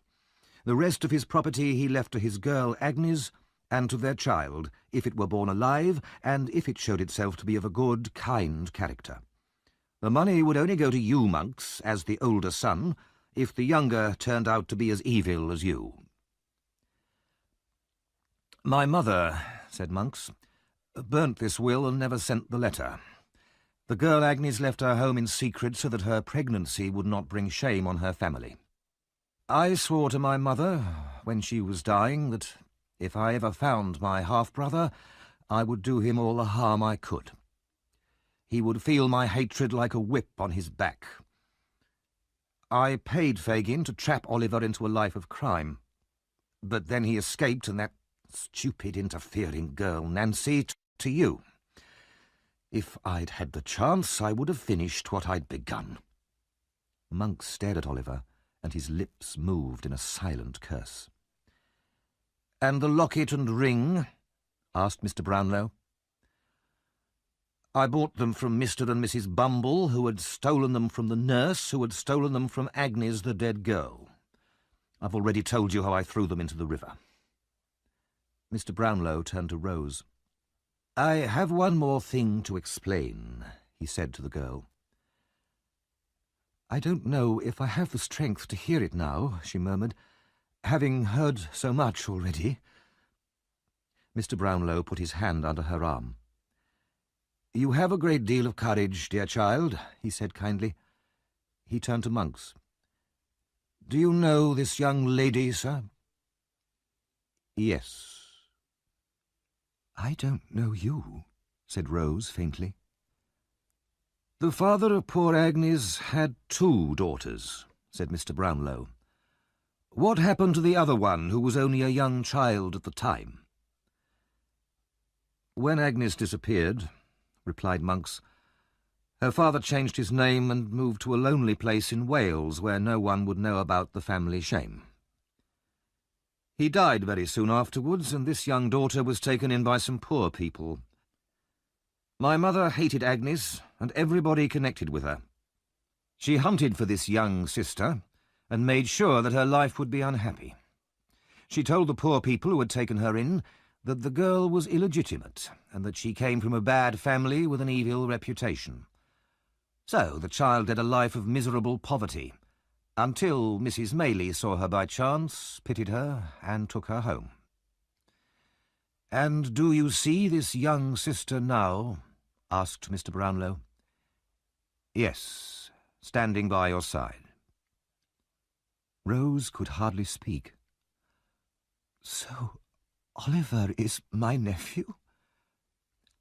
I can never call you aunt," cried Oliver. "You'll always be my own dear sister." They ran into each other's arms, both of them crying in their happiness. A father, sister, and mother had been lost and gained, and it was too much for one evening. They stood for a long time in silence, and the others left them alone. The court was full of faces. From every corner all eyes were on one man, Fagin. In front of him, behind, above, below, he seemed surrounded by staring eyes. Not one of the faces showed any sympathy towards him. All were determined that he should hang. At last there was a cry of silence, and everyone looked towards the door. The jury returned and passed close to Fagin. He could tell nothing from their faces. They could have been made of stone. Then there was complete stillness, not a whisper, not a breath. Guilty. The whole court rang with a great shout, echoing through all the rooms as the crowd ran out of the building to tell all the people waiting outside. The news was that he would die on Monday. Fagin thought of nothing but death that night. He began to remember all the people he had ever known who had been hanged. He could hardly count them. They might have sat in the same prison cell as he was now. He thought about death by hanging, the rope, the cloth bag over the head, the sudden change from strong men to bundles of clothes hanging at the end of a rope. As his last night came, despair seized Fagin's evil soul. He could not sit still, and hurried up and down his small cell, gasping with terror, his eyes flashing with hate and anger. Then he lay trembling on his stone bed and listened to the clock striking the hours. Where would he be when those hours came round again? In the middle of that Sunday night, Mr. Brownlow and Oliver were allowed to enter the prison. Several strong doors were unlocked, and eventually they entered Fagin's cell. The old robber was sitting on the bed, whispering to himself, his face more like a trapped animal's than a human's. "You have some papers, Fagin," said Mr. Brownlow quietly, "which were given to you by monks to look after." "It's a lie," replied Fagin, not looking at him. "I haven't got any." "For the love of God," said Mr. Brownlow very seriously, "don't lie to us now, on the night before your death. You know that Sykes is dead and Monks has confessed. Where are the papers?" "I'll tell you, Oliver," said Fagin. "Come here." He whispered to him. "They're in a bag up the chimney in the front room at the top of the house. But I want to talk to you, my dear." "Yes," said Oliver. "Will you pray with me?" "Outside, outside," said Fagin, pushing the boy in front of him towards the door. "Say I've gone to sleep. They'll believe you. You can take me out with you when you go." The old man's eyes shone with a mad light. "It's no good," said Mr. Brownlow, taking Oliver's hand. "He's gone too far, and we can never reach him now." The cell door opened, and as the visitors left, Fagin started struggling and fighting with his guards, screaming so loudly that the prison walls rang with the sound. They left the prison building in the grey light of dawn. Outside in the street, huge crowds were already gathering, joking and laughing and pushing to get the best places near the great black platform where the rope hung ready for its morning's work. Less than 3 months later, Rose married Harry Maylie. For her sake, Harry had abandoned his political ambitions and had become a simple man of the church. There was no longer any mystery about Rose's birth, but even if there had been, Harry would not have cared. They lived next to the church in a peaceful village. Mrs. Maylie went to live with them and spent the rest of her days in quiet contentment. Mr. Brownlow adopted Oliver as his son. They moved to a house in the same quiet village and were just as happy. Dr. Losburn discovered suddenly that the air in Chertsey did not suit him. In less than 3 months he too had moved to a cottage just outside the village, where he took up gardening and fishing with great energy and enthusiasm. Mr. Brownlow suggested that half the remaining money from the will should be given to Monks and the other half to Oliver, although by law it should all have gone to Oliver alone. Oliver was glad to accept the suggestion. Monks went off with his money to the other side of the world, where he spent it quickly and was soon in prison for another act of fraud. In prison, he became ill and died. The remaining members of Fagin's gang died in similar ways in other distant countries, all except Charlie Bates, who turned his back on his past life of crime and lived honestly as a farmer. Noah Claypole was given a free pardon for telling the police about Fagin. He soon became employed as an informer for the police, spying on people and telling the police about anyone who had broken the law. Mr. and Mrs. Bumble lost their jobs and became poorer and poorer, eventually living in poverty in the same workhouse that they had once managed. In that quiet country village, the years passed peacefully. Mr. Brownlow filled the mind of his adopted son with knowledge, and as he watched the boy grow up, he was reminded more and more of his old friend, Oliver's father. The two orphans, Rose and Oliver, led lives that were truly happy. The hardships that they had once suffered had left no bitterness in their gentle souls, and all their lives they showed the mercy and kindness to others that God himself shows to all things that breathe.